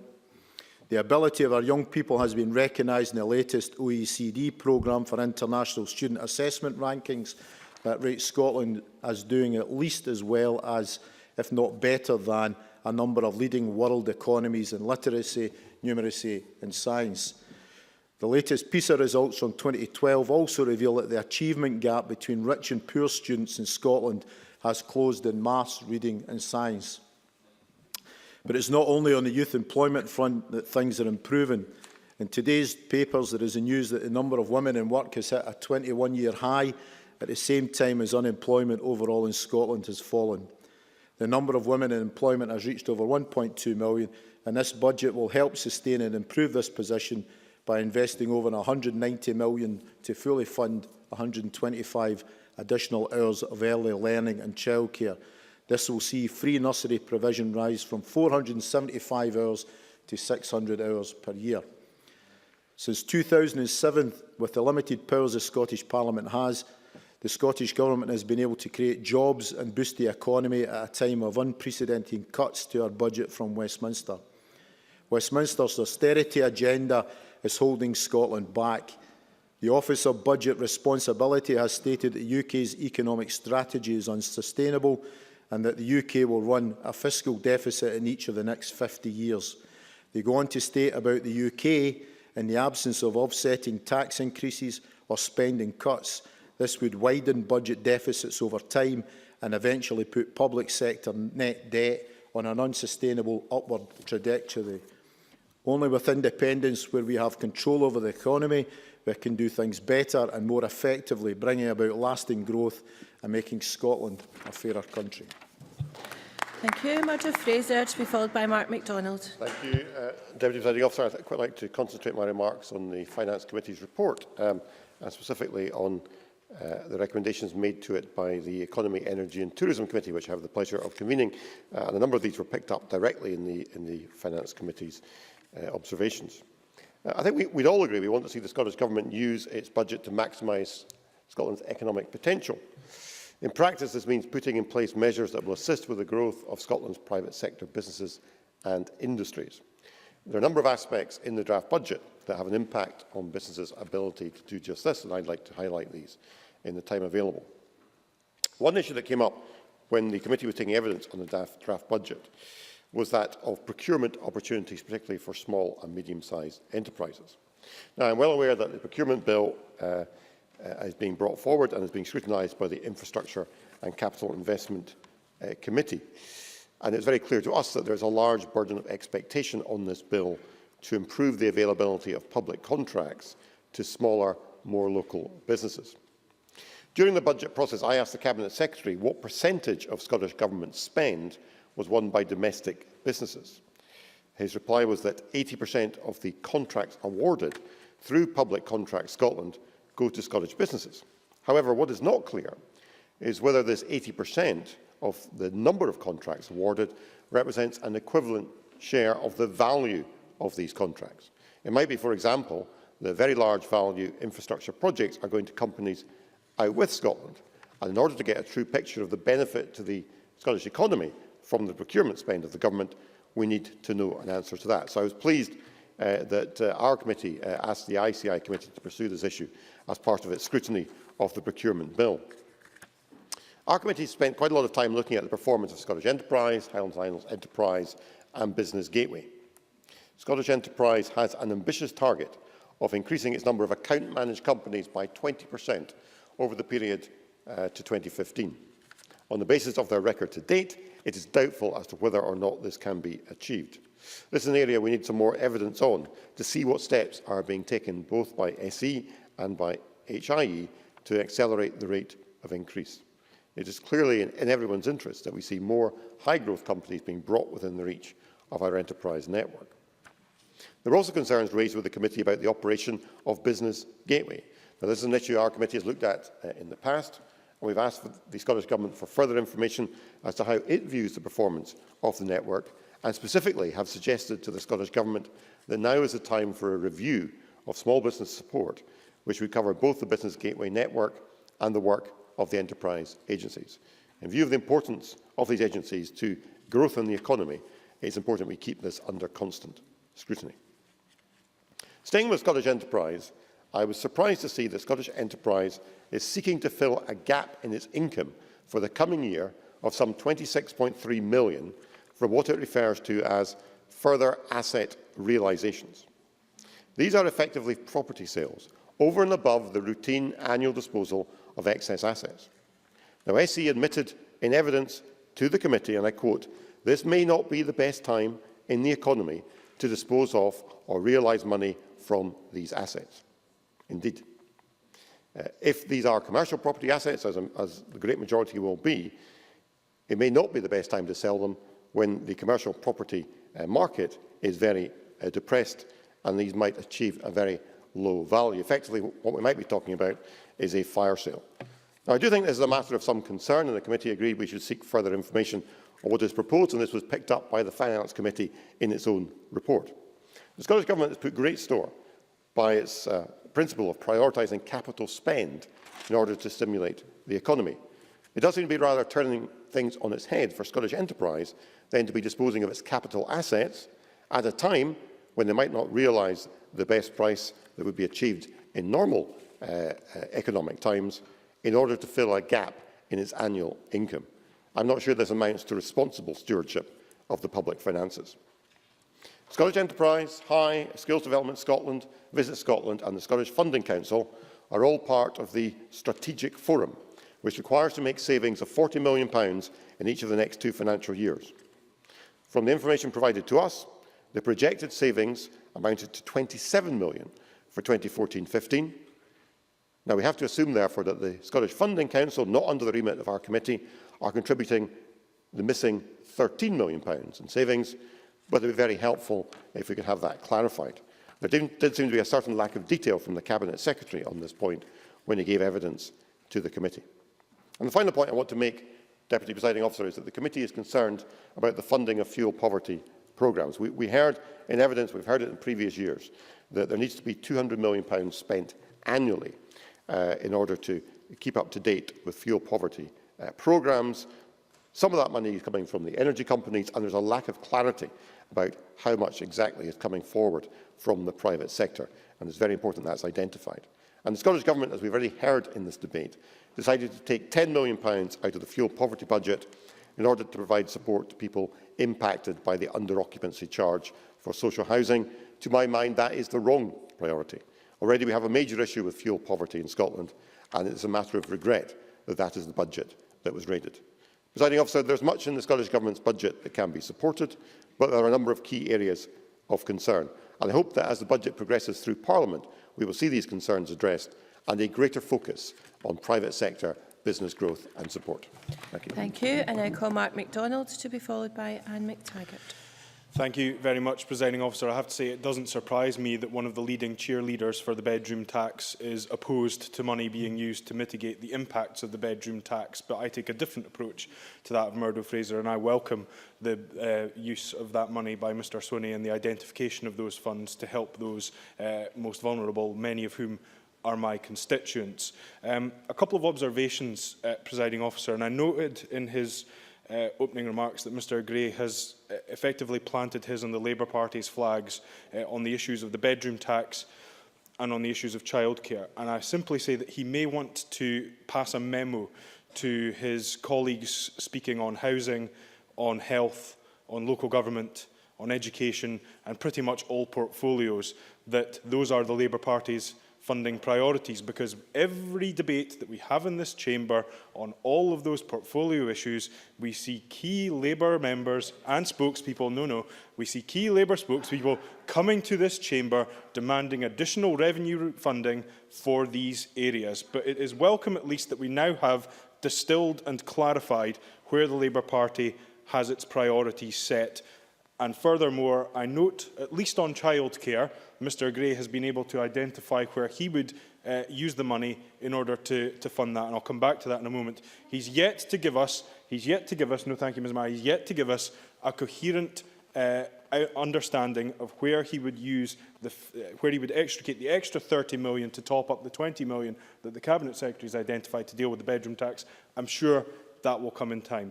I say that I think Mr Chisholm has more faith in the UK Treasury than I have, and I would say that I think his remark and his quotation of Danny Alexander falls quite a way short of the sort of guarantee that I would be seeking that the block grant will not be touched, because he's quite right that how Mr Swinney chooses to spend the block grant is a matter for Mr Swinney. But we need only look at the recent episode regarding public sector pensions, for example, where the Cabinet Secretary was sent a letter from the Chief Secretary to the Treasury making clear in no uncertain terms that if he pursued a different approach on public sector pensions, he would see the block grant being reduced on a pound-for-pound basis. So it is in that context that I say that I have little faith in the UK Treasury when it comes to the kind of flexibility that Malcolm Chisholm is looking at. And on the issue of childcare, Mr Chisholm made the claim that the argument about where revenues from that policy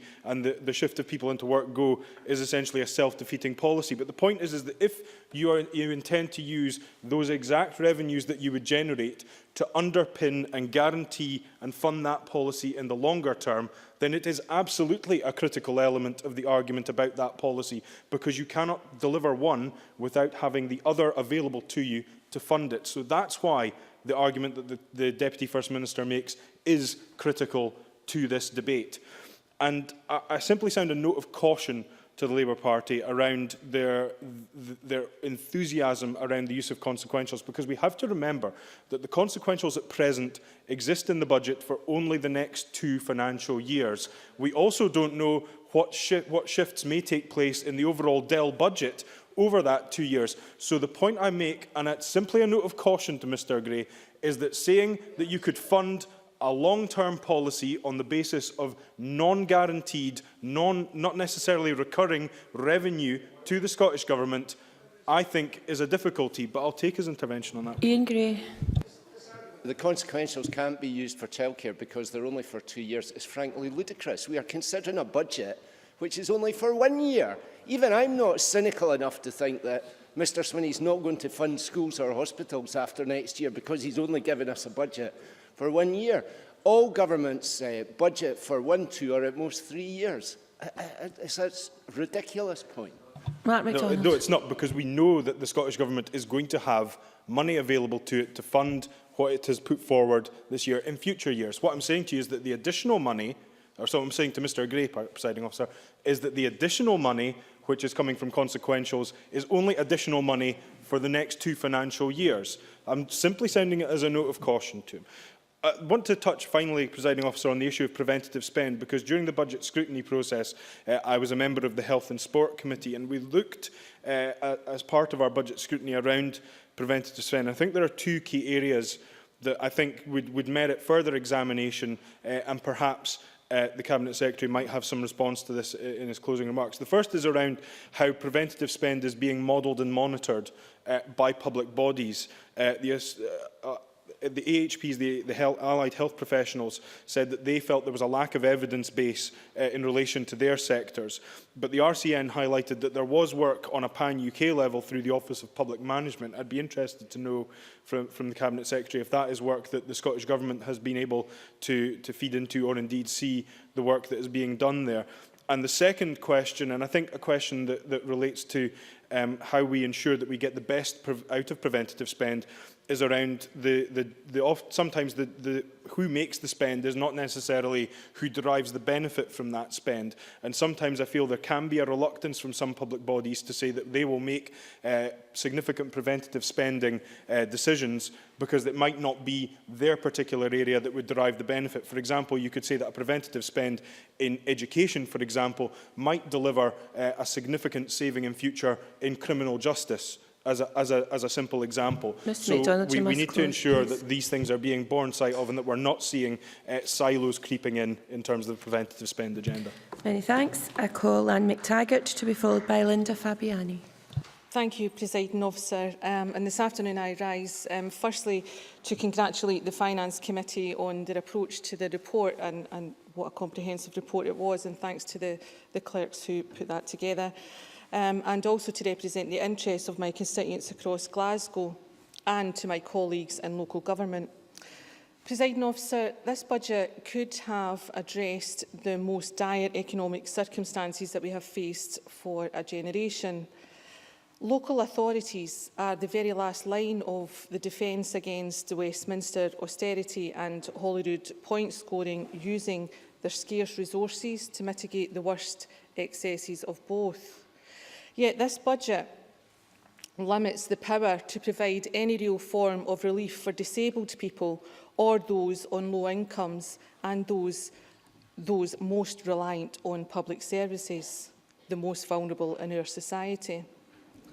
The biggest challenge local government in Scotland faces is continuing to serve their communities with the underfunded council tax freeze. Our councils are forced to raise funds in other ways, and have done so principally through increasing the charges for the non-statutory services they provide, services that often are relied upon by those most in need. I have been contacted by a number of constituents and local organisations who tell me that the financial settlements from the Scottish Government are really beginning to affect them personally. They say that local services are facing increased demands and higher costs, leading to far more pressures being placed on the vulnerable groups and those with the additional support needs, certainly. Bob Doris. I appreciate the member giving way, and I don't doubt the sincerity of Ms McTaggart in talking about disabled people and vulnerable citizens. Mr Gray has highlighted that if there was any additional money, he would spend it all on childcare. Can I ask what you would spend the money on? I'm McTaggart. If we had the council tax not underfunded, surely we would be able to reach to both of them.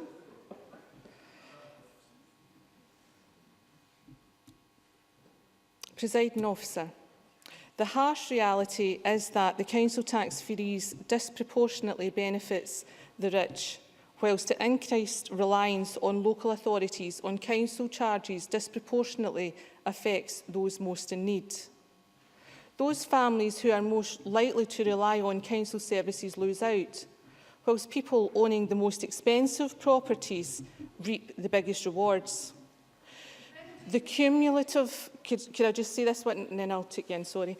The cumulative benefit of council tax freeze to a Band H homeowner by 2013 is over £1,500, in contrast to the cumulative benefit to a Band A homeowner, which is only £250. Claire I'll take Adamson. Claire Adamson. The member may be aware that I live in my region in North Lanarkshire. North Lanarkshire, over 80% of properties are Band D properties, and indeed 64% are Band B or below. Would they consider those people to be rich? Annick Taggart. Presiding officer, I most certainly wasn't saying that they all are rich. For too many families, this Christmas will be a modest affair where the tragic choice between heating and eating is once again contemplated. More families are in this situation than last year because of the huge number of public sector redundancies that have been necessary in order to meet yet more budget cuts. Last month's Audit Scotland report on Scotland's public sector workforce concluded that there are 26,600 fewer jobs. That's, Presiding Officer, that's 26,600 households in the public sector in Scotland in March 2013 compared to March 2009. This amounts to an incredible 5% of all jobs in our councils. This pattern of redundancy, poverty and hardship is unsustainable, and much more has to be done to make real difference to the lives who are suffering the most. Whilst the Westminster Government is damaging our economy with its misplaced priorities, we can do so much more here in Scotland to mitigate the effects of their decisions. It's time to pursue a cross-party solution to the very real problems Scots are facing in the new year. This means looking for solutions that exist now, not putting Scotland on pause. Thank you. I call Linda Fabiani to be followed by Patrick Harvey. Thank you very much, Presiding Officer. As a member of the Finance Committee in the last Parliament before the last election, I'm always interested in reading the Finance Committee reports. I was particularly interested in this one because I'm a believer in having a national performance framework such as Scotland Performs, and was interested to see it reviewed after somewhat 5-6 years of operation. I was also in the first part of the first study on preventative spend that the Finance Committee held. Malcolm Chisholm was also a member of that Finance Committee, if I remember rightly, when we did that study back before the last election. And I think these two things tie in very, very well. First of all, the National Performance Framework, Scotland Performs. I was truly delighted in 2007, not only that the SNP won the election, of course, but that also we came to government with what I believe to be an absolutely fresh approach. And it was an approach that looked at Scotland as a whole and said, what kind of country do we want to be? And how do we target our policies towards that? How do we monitor ourselves to see how we achieve that? I believe the National Performance Framework, Scotland Performs, set us on that road. It was a bold initiative, an integrated framework for policy delivery in the parlance that is used.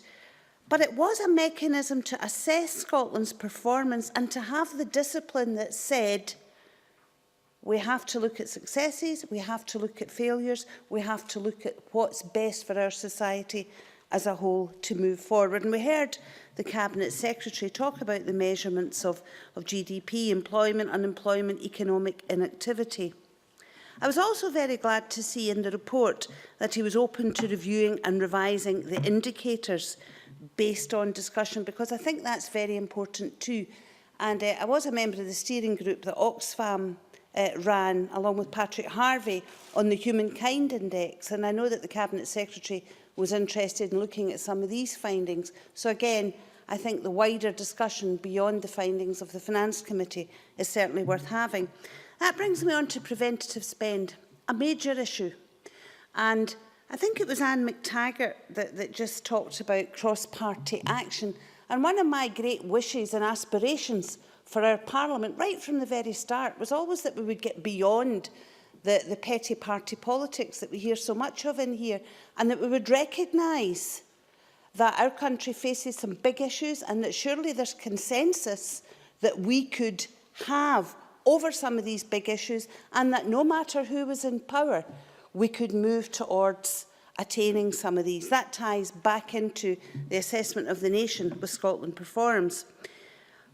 I found the first preventative spend inquiry on the Finance Committee quite a difficult one, because I had to have the recognition that although we also had the boldness of the single outcome agreements for local authorities, for example, and different initiatives to look at public service in general, our society does very much work in silos, and sometimes there was far too much of an emphasis on holding on to, like health boards wanting to hold on to their own budgets, local authorities wanting to hold on to their own budgets, and not have any kind of sharing that would be sensible across these budget lines to not just make things better for people, because it's all about people, but also to, in the longer term, probably hedge our resources better.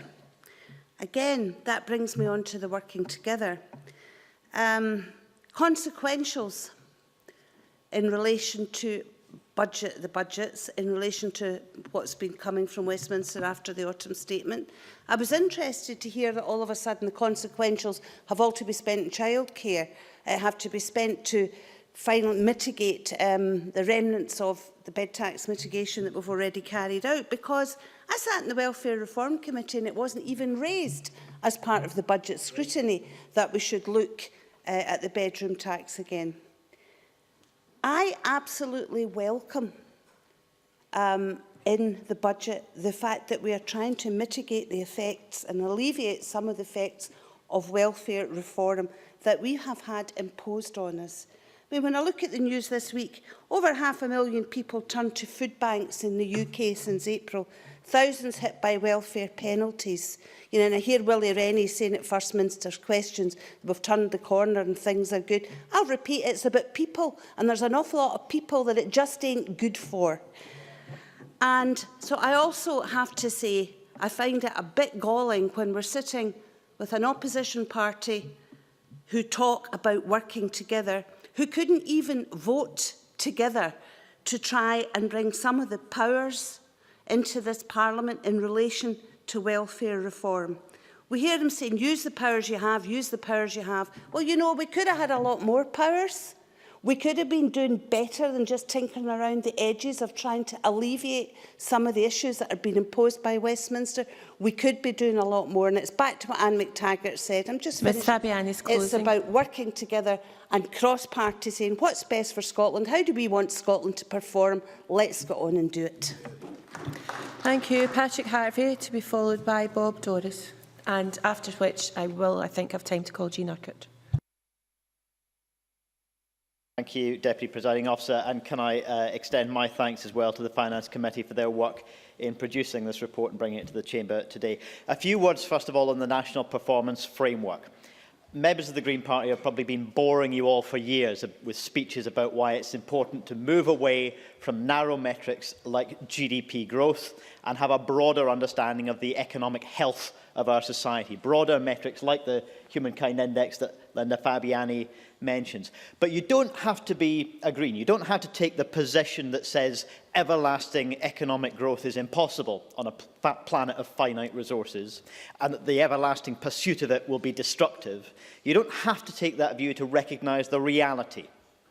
The lesson of history is that there have been long periods of time in our country where we've seen continual economic growth and the lion's share of the economic benefit of that activity hoarded by those who are already the wealthiest. Those who need the resources least benefit the most. And very often that activity happens at the expense of the exploitation of people and of the environment. Very often exploitation of the environments in which the most exploited people live. You don't have to be a Green to recognise that lesson of history. And so the Cabinet Secretary, I think, is to be congratulated for his approach on developing the National Performance Framework and for his desire for cross-party dialogue on its future development. But Malcolm Chisholm was also right to say that some of those congratulations have been qualified. And I think the Cabinet Secretary would recognise that this is the beginning of a journey. He doesn't have all of the answers yet on the future development of this concept. And although Scotland may be ahead of the curve in terms of the rest of the world, it's not a very steep curve that we're ahead of. There are very few countries who are doing anything at all in this area. So let's welcome the work that's been done, but let's not rest on our laurels. On climate change, I welcome many of the points that Rob Gibson made, and also the Finance Committee for including a quote from the Climate Change Minister, Mr Wheelhouse, who acknowledged that we're nearly 5 years on from passing the Climate Change Act, and we're yet to achieve a single annual target. And the Minister acknowledged that a renewed effort is required to meet the statutory climate change targets. And so I ask the Cabinet Secretary, please, let's make this the last year when the climate change figures that accompany the budget come in right at the end of the process of committee scrutiny. Give those figures in future budgets to the committees early enough so that we can have robust and fair scrutiny, and I hope that the government would welcome that. Some of the areas in which we clearly need to do better, both in terms of social justice and achieving those climate change targets, are around areas such as active travel and the energy efficiency programme. People have mentioned the money coming from energy efficiency to pay for the mitigation of the bedroom tax. And I do have a concern that we're essentially taking money from the very same pockets and purses that we're trying to help by taking money in that way, particularly in a year when there are Barnett consequentials to use, particularly in a year when there's money going from revenue into capital. Those are potentially other sources of meeting this equally important need to mitigate the bedroom tax. On active travel, I would like to commend the Stop Climate Chaos Coalition's call for a doubling of the spend on the cycling budget. Active travel, walking and cycling, is on paper at the top of a hierarchy of transport priorities. In reality, it's right at the bottom of the spend.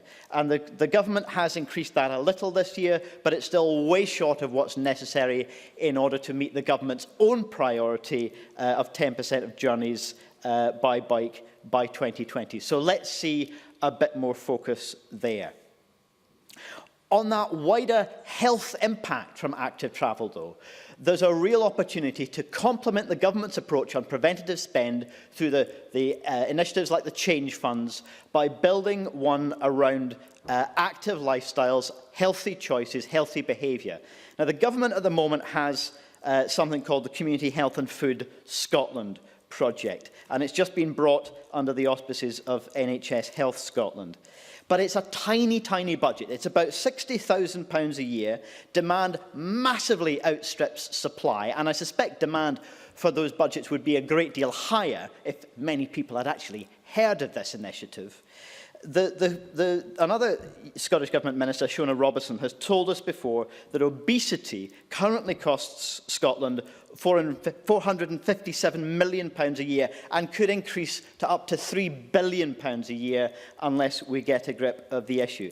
Well, taking the same change fund approach to healthy and active lifestyles and to healthy approach to food would, I think, be one very useful way of complementing the government's approach to preventative spend in a way that meets social and environmental objectives. And I hope that the Cabinet Secretary would be willing to discuss that with me over the coming weeks and months as we move forward on the budget process. Many thanks. And I call Bob Doris to be followed by Jean Urquhart. Thank you, Presiding Officer. I'd like to start by thanking the Finance Committee for their detailed and thoughtful budget report for 2014-2015. In contributing to this afternoon's debate, I'd like to look at monies given by the Scottish Government to change funds. As Deputy Convener of the Health and Sport Committee, this is of particular interest to me. There is £500 million of change funds invested in the 3 years up to 2014-15. And indeed, as noted in the report before us today, the draft budget in 2012-13 said that for that 3-year spending review period, it said the following. It said, together it is anticipated that national and local government and their community planning partners will invest up to £500 million through these change funds to support the greater alignment of budgets across the public sector on a preventative and outcome-focused basis. But I suppose that leaves you asking, what does it actually mean? And for my part, it means reforming public service delivery in a way that best meets the outcomes that we all want to see. And I've said that I've got a particular interest in health and in particularly active ageing and our older population. So outcomes that I would like to see, and as a joint commitment, I'm sure, across this Parliament, is older people happier and healthier in their homes for longer before having to, if necessary, move to a residential setting. Those are quite clear commitments the Scottish Government has.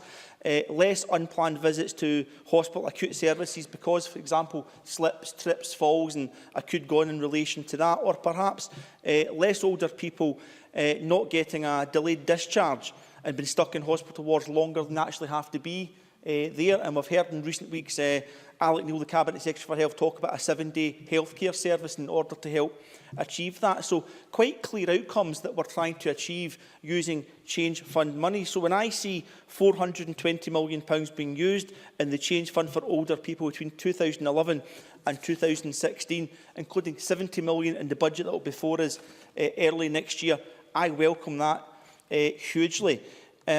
However, we also have to scrutinise the good and effective use of these monies in terms of meeting the outcomes that some of which I have mentioned. And we want to ensure, for example, a transition from change fund monies into the core financial budgets that health boards and local authorities actually set to better mainstream any initiatives that are developed through the change fund. We need to examine how, as the Finance Committee has said, how we can encourage local authorities to contribute greater to such change funds. And with health and social care integration for older people being legislated on currently in the Public Bodies Bill before this Parliament, we need to think more carefully about how we do robust budget scrutiny of single accounts under the body corporate between local authorities and health boards. There's a scrutiny issue in relation to that which we have to come to terms with as well. So to go back to the outcomes are easy to measure, but they're challenging to achieve, and some of the framework that I've mentioned are important in making sure we can do that. I'd like to say something that's in the Finance Committee about what the Health Committee said in relation to a lack of a clear link between the draft budget and the indicators. In the number of years I've been on the Health Committee now, I see almost a necessary tension between this, given that individual health boards have strategies at local levels in which to identify and meet some of these indicators. And there's also a disconnect between when this place sets the national level budget for health boards and when health boards actually set their own budget. So that there's a scrutiny issue in relation to that as well. So I think we can improve in that area, but I do see a necessary tension and how we can actually go further. And I think it is up to Parliament to suggest how we could better do that. I'd like to put on record that I've noticed with the monies in the budget that we're looking at today, not one person from the Labour Party has mentioned under existing monies, and I will come to Barnett consequentials in a second, have said how one existing pound would be spent elsewhere, despite repeated demands to actually spend lots of money in lots of different places. And I think that's a critical fault line that runs through the Labour Party's approach to budget scrutiny. But I do want to come on to Barnett consequentials, and I see Mr Rennie's here. You'll be delighted to hear my commitment to extending childcare has not waned. It's stronger than it ever has been. But I've also, just as long as I've had a commitment to childcare, I've had a commitment to kinship care payments, and I've had a commitment to free school meals to be rolled out and extended, and each of those have to be individually funded and paid for on an ongoing basis. So there's challenges and decisions that everyone has to make, and I'm included within that as well, Mr Rennie. But I'd like to talk about the free school meals pilot, because that was a pretty successful pilot. that this Scottish Government did in partnership with local authorities, and it was discontinued because of cuts from the UK Government. So there's an example of a pilot being brought to Scotland by a Scottish Government, which was actually directly undermined by UK Government spending decisions, and I think we have to bear that in mind. And I think it's worth putting on record about other potential spending consequences to this place when we're looking at this budget. We know there's a cross-party effort elsewhere in the UK to take £4 billion away from Scotland with the scrapping of the Barnett formula. And we know that it's estimated a multi-billion-pound saving from the NHS in England with the greater use of private funds there. Two direct consequences to put Scotland at risk financially. So yes, I want that step change in childcare. But I want to dramatically improve it and make sure we don't just get it for a short period of time, but we get it in perpetuity. Many thanks. And I now call Jean Urquhart. Thank you, Presiding Officer. As a member of the Finance Committee, I'd like to endorse the very fair report by the convener, Kenneth Gibson, and to thank the Cabinet Ms Urquhart, I'm afraid your microphone isn't up. Sorry. Thank you. As a member of the Finance Committee, I'd like to endorse the very fair report by the convener, Kenneth Gibson, and to thank the Cabinet Secretary for his statement. Presiding Officer, the committee learned from expert witnesses that the National Performance Framework is internationally recognised and admired. It may not be as well known or as widely understood as we'd like in Scotland, but it is a tool of international significance, and the Centre for Public Policy for the Regions has stated that the setting of ambitious targets across all areas is commendable. I think, therefore, that the Cabinet Secretary and the Scottish Government should be commended for their determination to make a success of the MPF, and agree with the Cabinet Secretary that it is pretty well known at public leadership level, if not publicly. Of course, more can be done in raising awareness of the National Performance Framework and its national indicators, and I'm sure that there will be further attempts to raise awareness. Presiding Officer, unfortunately, we have a race to the bottom economy in Britain.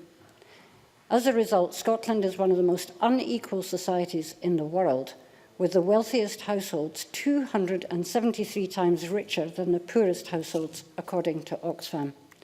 The inequalities in Scottish society are actually deepening and are being exacerbated by the declining progressivity of the UK tax and benefits system. Again, this is according to Oxfam, but 40% of Scots in poverty are in work. This, members, is a national disgrace. It's quite staggering for a country so wealthy. And the figure is on the rise, as is the number of people in Scotland turning to food banks as a last resort, another national disgrace. The Scottish Government can only mitigate against those factors. It has no say over how the tax collection system is structured. The Scottish Government simply has very little control over the issues that affect people's lives on a daily basis. And in fact, it's that frustration, I suspect, that brings the argument into this place today. The Cabinet Secretary and his colleagues have done a fine job in balancing the budget, given the tight financial constraints Scotland has faced over recent years. And how could we say any different? In real terms, Scotland's budget has been cut by around 11% over 5 years, and the capital spending cut by over 26%. So hardly surprising that everybody's tightening their belts and things are getting worse. But under these financial pressures, I find it remarkable that the Scottish Government has committed to maintaining the council tax freeze, the only tax that can put £1 back in people's pockets. And they've done that and aim to do it for 7 years. A consolidation of public services where possible, and investing further in colleges and the training of Scotland's young people, is committed to investing £33 million per year in a welfare fund in order to try and protect the most vulnerable from Westminster's austerity agenda, and will continue to protect the budget of the NHS in Scotland and of local government. But we are faced with a less than attractive future if we vote no next year. During his speech at the Lord Mayor's banquet in London last month, the Prime Minister made it clear that austerity is here to stay. No thanks. A leaner, more efficient state is what is called for. Looking at the spending cuts and desire for privatisation south of the border, we all know what the Prime Minister meant. Sooner or later, because of the way the Barnett formula works, the Scottish Government could be forced to make decisions it does not wish to make, including the possibility of cutting the budget of NHS Scotland. That will be as a result of continuous cuts to the overall block grant. And that's the reality, and it's generally accepted that these cuts will continue in Scotland next year and thereafter. There appears to be no willingness at Westminster to end austerity or to examine and enact change on the current relationship between the UK tax system and the UK benefit system. Sometimes I think it seems more to favour their policies of privatisation. To conclude, Presiding Officer, I believe that a fairer redistributive tax system is crucial in tackling the poverty that Scotland faces right now and in the future. This goal is not achievable under the current arrangements. As we know, Scotland is a wealthy country but simply has too little influence to make a real difference to people's lives. Therefore, I truly believe that independence is the only way to deliver a positive future for the people living and working in Scotland. Thank you. That brings us to the closing speeches. I regret to note that 2 members who participated in the debate are not in the chamber at the moment. I trust they will return to the chamber for the closing speeches. I call on Gavin Brown. 6 minutes, please. Thank you, Deputy Presiding Officer. I think listening to the end of Jean Urquhart's speech there, I do think it's important not to over-egg the size of the so-called spending reductions so-called imposed by Westminster on the Scottish Government. I do think it's worth looking at the figures themselves, the figures as produced by John Swinney, page 189 of the Scottish Budget. And I think it's worth just putting on record the figures that the Cabinet Secretary has rightly put into his budget. For last year, 2012-13, total Scottish Government budget, £33.794 billion. Current year, 13-14, £34.588 billion. I think anyone with even a casual relationship with mathematics could see that that is an increase and not a savage cut. Any moment, Mr Gibson, any moment. Next year, 2014-15, the budget that we're looking at now, it goes up from £34.5 to £35.3 billion. And just for good measure, in 15-16, it goes up to £35.9 billion. So from last year up to 15-16, we go from £33.7 billion to £35.9 billion in terms of total Scottish Government budget, according to the Scottish Government's own figures. Now, of course, had we been in times of economic plenty all the way through, I've no doubt those figures would have been bigger. But I do think it is worth putting on record, when people talk about savage cuts, just the actual amounts of money going to the Scottish Government. Now, I promise to take the neutral convener of the Finance Committee in an intervention. I look forward to hearing it. Kenneth Gibson. Very much, Mr Brown, and it is a neutral intervention because it's the reality, because he said the same thing last year and I made the same intervention last year. The reality is that in real terms, once one has accounted for inflation, the reduction is 7.8% in resource and 26.9% in capital. Is that or is that not the case? Gavin Brown. Deputy Presiding Officer, I would have thought that, particularly having had this exchange last year, that the convener of the Finance Committee would know the difference between a DEL budget and total Scottish Government spend, which of course takes in AME. Now, I know the Scottish Government only want to talk about the DEL budget because that's the one where they can make the most decisions. But AME budgets, of course, represents money spent in Scotland as well. While the Scottish Government has little flexibility on what to do with it, it still represents money being spent in Scotland. And I know it's a fact the Scottish Government don't like to talk about, they don't like to acknowledge, but according to their own figures, according to their published budget, the figures year on year have increased. And if the Cabinet Secretary wishes to tell me that the total government budget has gone down in cash terms in any of those years, I would welcome his intervention. He doesn't wish to intervene, Deputy Presiding Officer, and I don't blame him. Let's come back to a couple of issues covered in the debate. I do think Bob Doris, in a fairly thoughtful contribution for the first 90% of it. I'll ignore the last 10%. But he talked, I think, quite eloquently on the subject of change funds. The committee, I think, well, everybody, I think, in this chamber buys into the concept of preventative spend. It does have, I think, cross-party support and has done over a period of years. The committee did, I think, raise one conclusion at paragraph 105, just worthy of specific response, if not today, certainly in written form. The committee invites the government to update it on progress in establishing fit-for-purpose monitoring and evaluative processes as stated in the response to last year's draft budget report.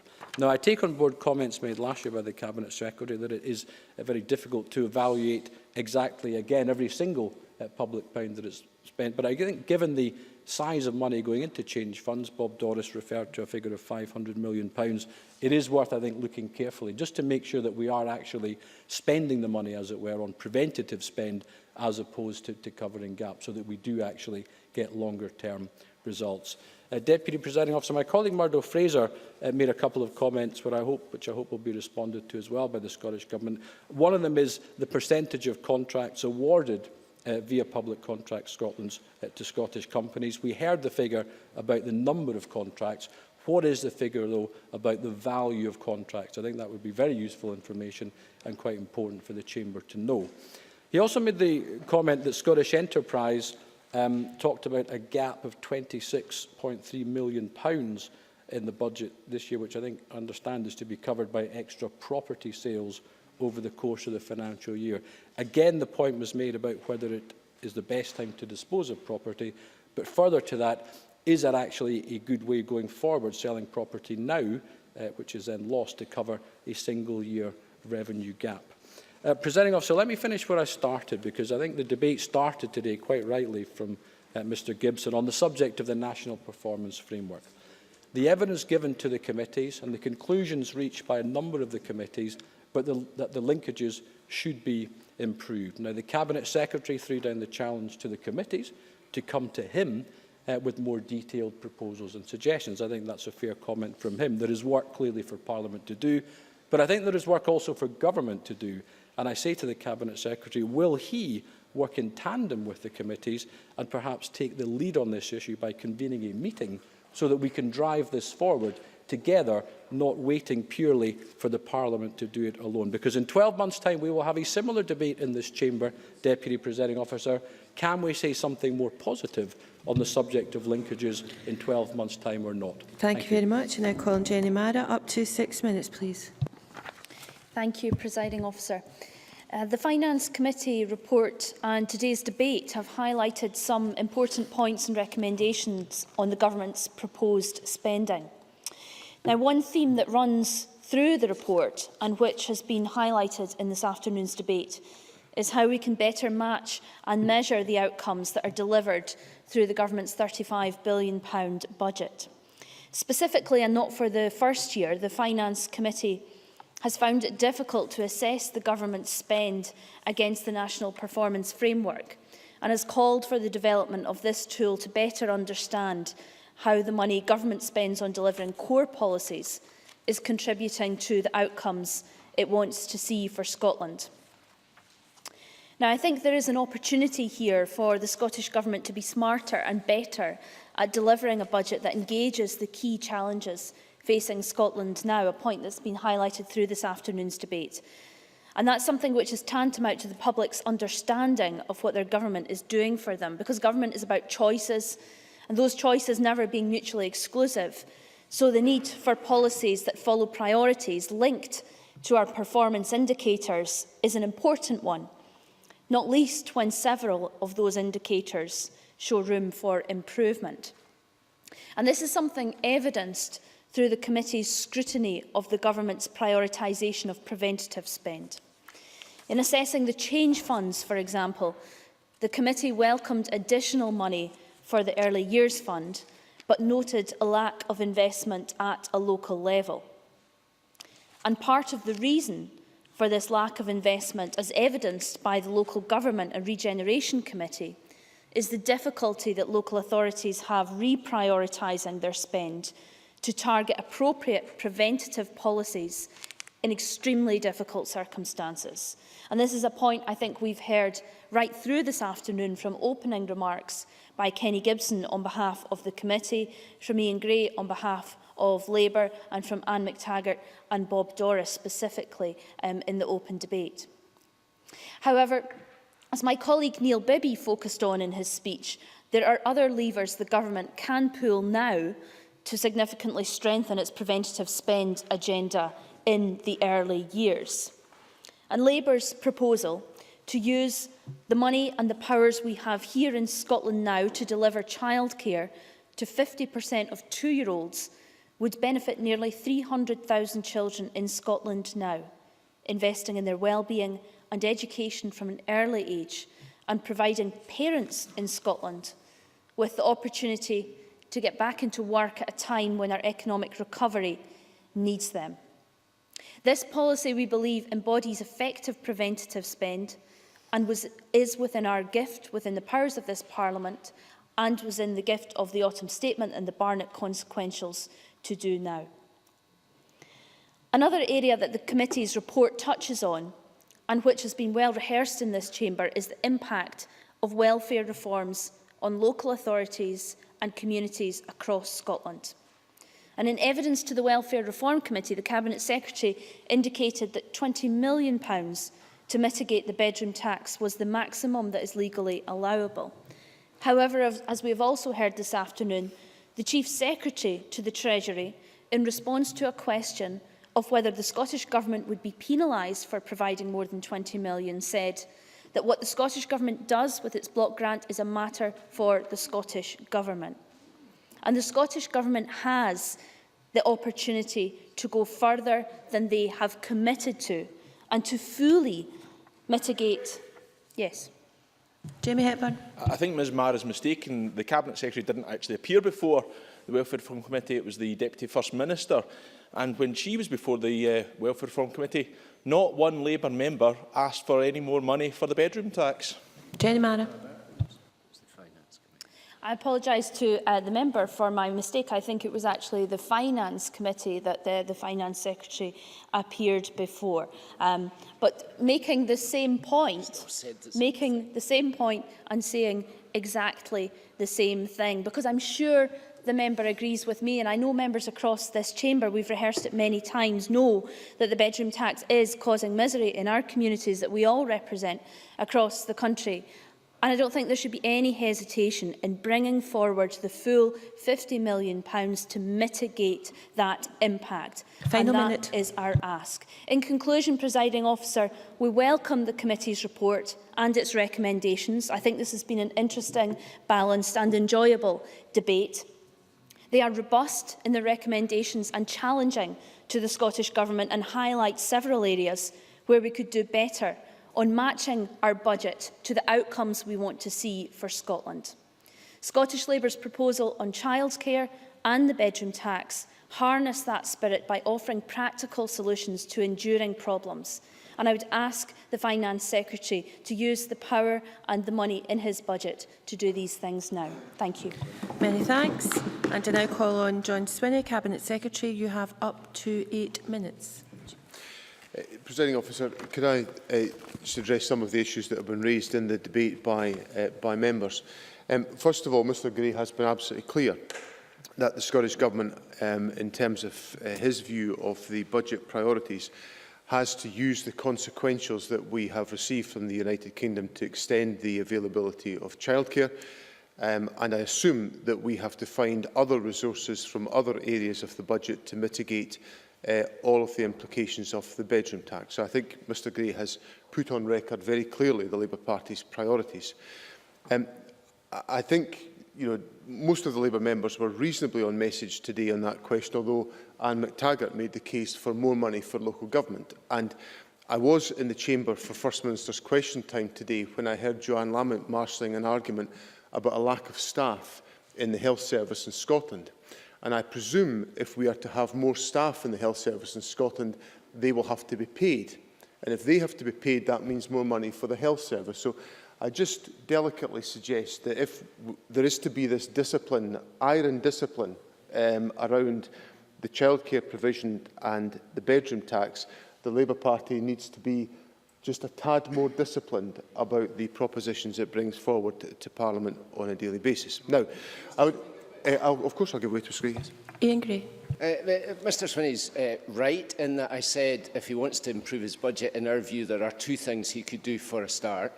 But he'll acknowledge that I also said that over time our view was that the approach to many of the key priorities, the government's own stated priorities, had been flawed without plan or strategy, and we will always criticise that. In other words, he himself was quite clear that it isn't always about spending, sometimes it's about doing things better and the way in which we try to deliver his outcomes. Cabinet Secretary. Okay, I'll read that again in the official report to see if I can comprehend just what was underlying that comment there. Mr Brown has been persistent in raising the issue about the link between spend and outcome. And I tried in the intervention that I made on Mr Brown to make a bit of progress on that question, which Mr Rennie, I think, acknowledged to be a fair point. Mr Brown did rather, I think, compromise that a little bit by saying in his closing remarks that I should take the lead on the process. And forgive me, but I'm not going to do that, because I've designed a mechanism that I think links spend to outcomes. And the Carnegie Trust has said, we did not expect to find international innovation on our doorstep, but our work has repeatedly found the Scottish National Performance Framework is an international leader in wellbeing measurement. So I rather think as if I've enhanced the debate, and I'm simply throwing the challenge to the parliamentary committees to tell me how we can do this better. And I'll give way to Mr Brown. Gavin Brown. The Secretary knows the Carnegie quote was not referring to the linkages whatsoever. It was a general proposition. But I think there is a job for Parliament to do. But does he not accept that government can play its part too, instead of just sitting back and waiting for committees to report? The committees have reported already. Cabinet Secretary. I'm not sitting back. I've delivered an international leading performance management framework for public policy in Scotland, and it could only be the Scottish Conservative Party that are prepared to see that evidence in the Carnegie Trust and run it down as somehow unacceptable. So I simply say to Mr Brown, it's dead easy for people to say that we've got to improve the linkage between spend and outcomes. That's a really easy thing for a parliamentary committee to say. And yes, and my colleagues did sign up to that, and it's dead easy to do it. I'm simply saying, here's the challenge for the parliamentary committees, suggest the mechanism, and I will consider it, and then we'll have a debate about it and all the rest of it. Now, Mr Chisholm raised a point, and Ms Mara raised this into the bargain, which is the Chief Secretary's remarks to the Welfare Reform Committee on the, and if I paraphrase them correctly, I think what the Chief Secretary said to the Welfare Reform Committee is that what the Scottish Government does with the block grant is a matter for the Scottish Government. And that is technically correct. I am free to give local government as much money as I want. But if I want to compensate individuals for the implications of the bedroom tax, the law of the United Kingdom says I have to do that through discretionary housing payments, for which there is a ceiling of £20 million. And that is the point of law that I have to observe. I'll give way to Mr Secretary. Since the Cabinet Secretary is questioning the interpretation that Jenny Mara and I have put on Danny Alexander's comments, has he written to him, or will he write to him to ask him to clarify those comments? Cabinet Secretary. I'm not questioning the comments. I'm explaining the comments. The Chief Secretary is technically correct. What I do with the block grant is a matter for the Scottish Government, and I can give local government as much money as I want. But if I wish to compensate individuals for the implications of the bedroom tax, the only legal mechanism I have to do that is through discretionary housing payments, for which the law of the United Kingdom says the most we can contribute is, it's not actually what the Scottish Government contribute, what a local authority can contribute is £20 million. And that is not designed to be obstructive. That is an explanation of the legal position as I am advised about it. Now, I think, I better give way to the convener of the Finance Committee. Kenneth Gibson. The last Labour government that brought that law in. Cabinet Secretary. That may well be the case. I'll give way to Mr Hepburn. Jamie Hepburn. It's already been done. Cabinet Secretary. I'm glad to see Mr Hepburn and Mr Gibson are on the same wavelength. It's reassuring and worrying in equal measure. Mr Rennie said that the progress of the NPD programme had been disappointingly slow. I simply point out to Mr Rennie that the NPD programme was brought into place to deal with the swinging cuts in capital expenditure that were brought forward by the UK Government. So if we hadn't brought in NPD, and I accept it's been slower than I said it would be, then we would not have been able to fund the Aberdeen Western Peripheral route. We wouldn't have been able to fund Inverness College that's currently being constructed. We wouldn't have been able to fund the Glasgow College. We wouldn't have been able to fund the Kilmarnock College and various other schools. So progress has not been as fast as I would have liked. I've accepted that. And the other point I'd say to Mr Rennie is there's a great kind of conflagration going on about the fact that I've decided to change the level of resource that I put into capital. That is purely and simply, Presiding Officer, a budgetary transaction to deal with the fact that in the financial year I've acquired more capital from the UK Government, but I've also been given less resource. So I am simply trying to defend the spending plans that Parliament has democratically voted for when my budget has been reduced in year, in 13-14 by the UK Government and also changed based on the budget that I had set out in draft to Parliament for 14-15. So my final remark is to Mr Harvey about the point he raised. I thought the very well-marshalled argument he made about healthier living funds, about more exercise being the greatest contribution people can make to their own well-being. I couldn't agree more. I've tried to make my own contribution to that in recent months, and it's a subject that I look forward to discussing with him in the course of our discussions in the new year. Many thanks, Cabinet Secretary. And I now call on John Mason to wind up the debate on behalf of the committee. And Mr Mason, you have 10 minutes. Thank you, Presiding Officer. In closing this debate on behalf of the committee, I'd like to touch upon a few issues, especially that have been mentioned during the debate today, as well as some other comments as time allows.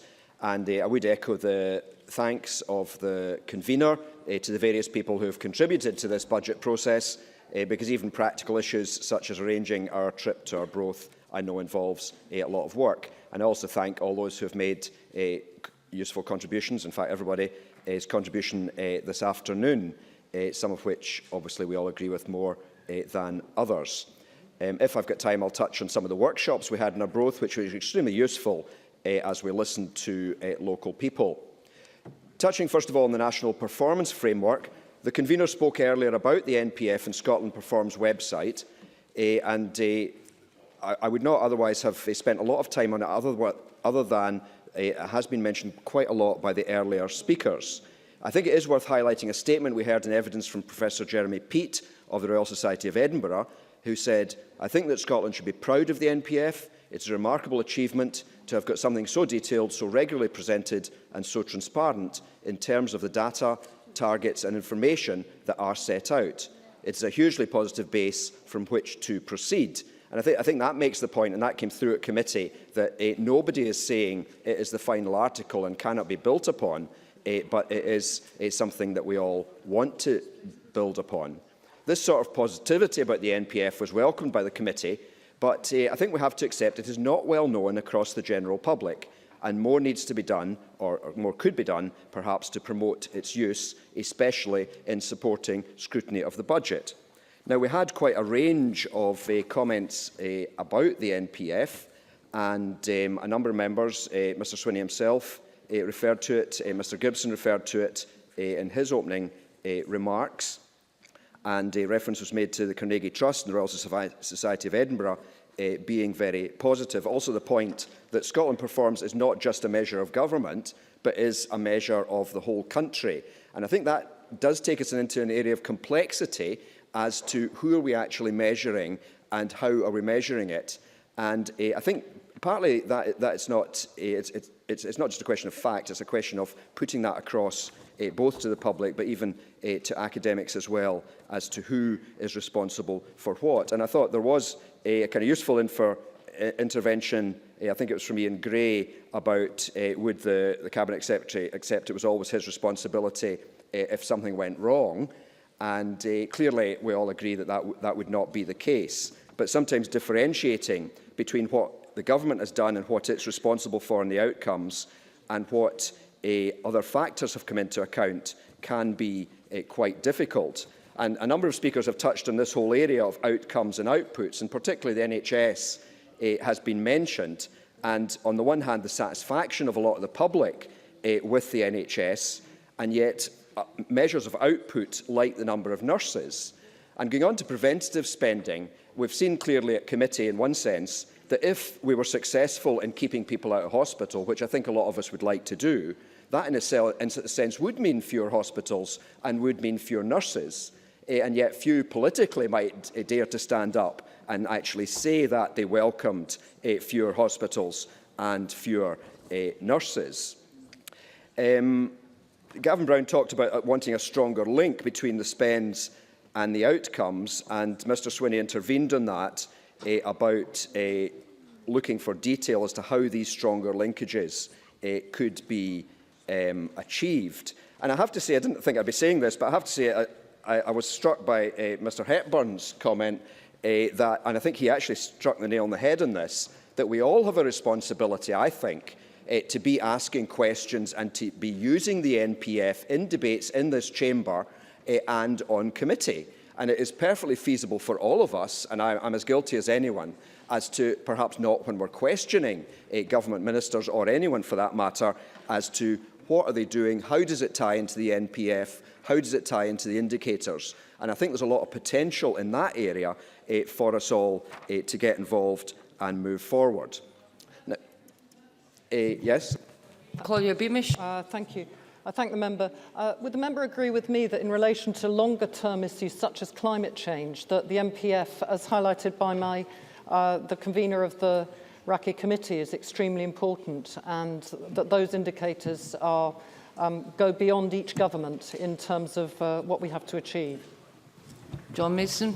Yes, I think we'd all agree with that, and there was the whole question of whether how much of this should be in statute and how much of it is allowed to carry on without statute, and the whole question of what are the indicators and should they be changed over time, because clearly society changes, priorities change, whichever government or party is in power.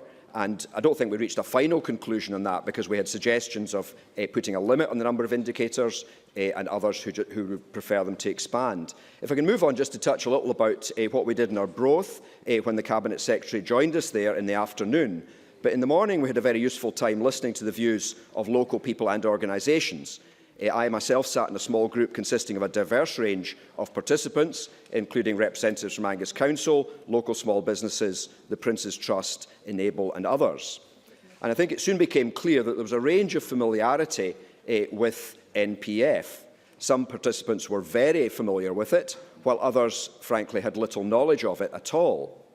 And this was much in keeping with the evidence we had previously heard, that while many of those who were familiar with it felt that it contained a lot of useful content, there was a lack of broad familiarity across the country as a whole.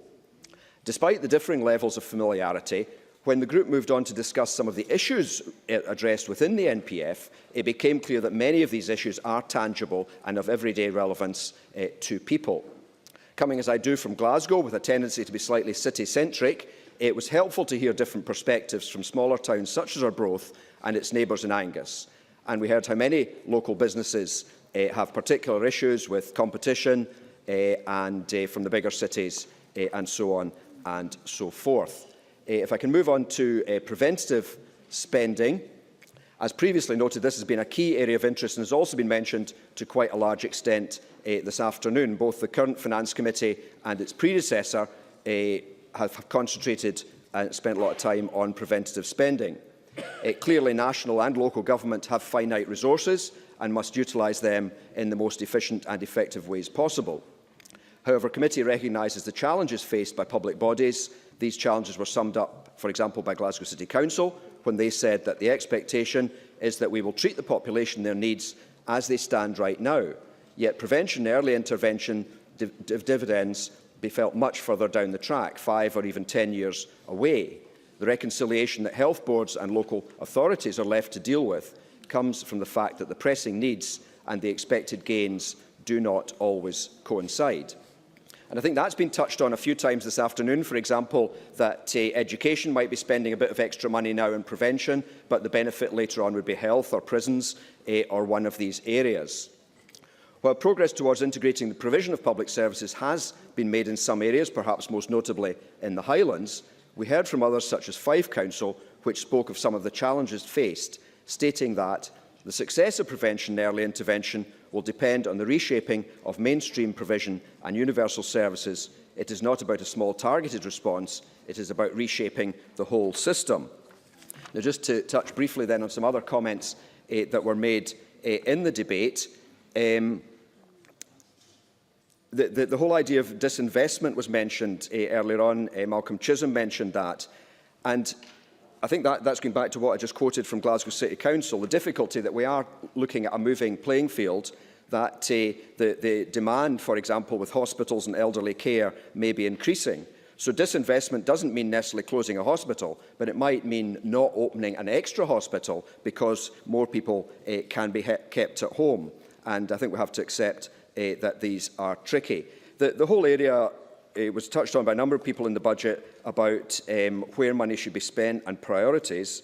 And I think it was Bob Doris who particularly mentioned that most of the suggestions had been what to do with the consequential funds, and there have not been many suggestions about changing the budget as a whole. Well, we may get to that when we get to stage one, but it certainly seems at the moment that most of the debate is around the consequentials and what to do with that. And I also noted Mark MacDonald making his comment that Labour was asking for a lot of things, everything, and then immediately the speaker after him was Anne McTaggart asking for more money for local government. So, in conclusion, Presiding Officer, I would note the next draft budget we will be looking at will have powers under the Scotland Act 2012, both Land and Buildings Transaction Tax and the Landfill Tax Bill. But for the time being, I very much look forward to the committee's ongoing work with regard to these, and I support the motion in the name of the convener. Thank you, Mr Mason. That concludes the Finance Committee's debate on the draft budget 2014-15. The next item of business is consideration of 3 parliamentary bureau motions. I'd ask Joe Fitzpatrick to move motion number 8657 on committee membership, motion number 8658 on substitution on committees, and motion number 8659 on approvals of an SSI. Moved on block. The question on these motions will be put at decision time, to which we now come. There are 4 questions to be put as a result of today's business. The first question is that motion number 8576, in the name of Kenneth Gibson, on the Finance Committee's report on the draft budget 2014-15 be agreed to. Are we all agreed? The motion is therefore agreed to. The next question is that motion number 8657, in the name of Joe Fitzpatrick, on committee membership be agreed to. Are we all agreed? The motion is therefore agreed to. The next question is that motion number 8658, in the name of Joe Fitzpatrick, on substitution on committees be agreed to. Are we all agreed? The motion is therefore agreed to. The next question is that motion number 8659, in the name of Joe Fitzpatrick, on approval of an SSI be agreed to. Are we all agreed? The motion is therefore agreed to. That concludes decision time. I'd like to wish members a very happy and peaceful Christmas and New Year, and I look forward to seeing you next year.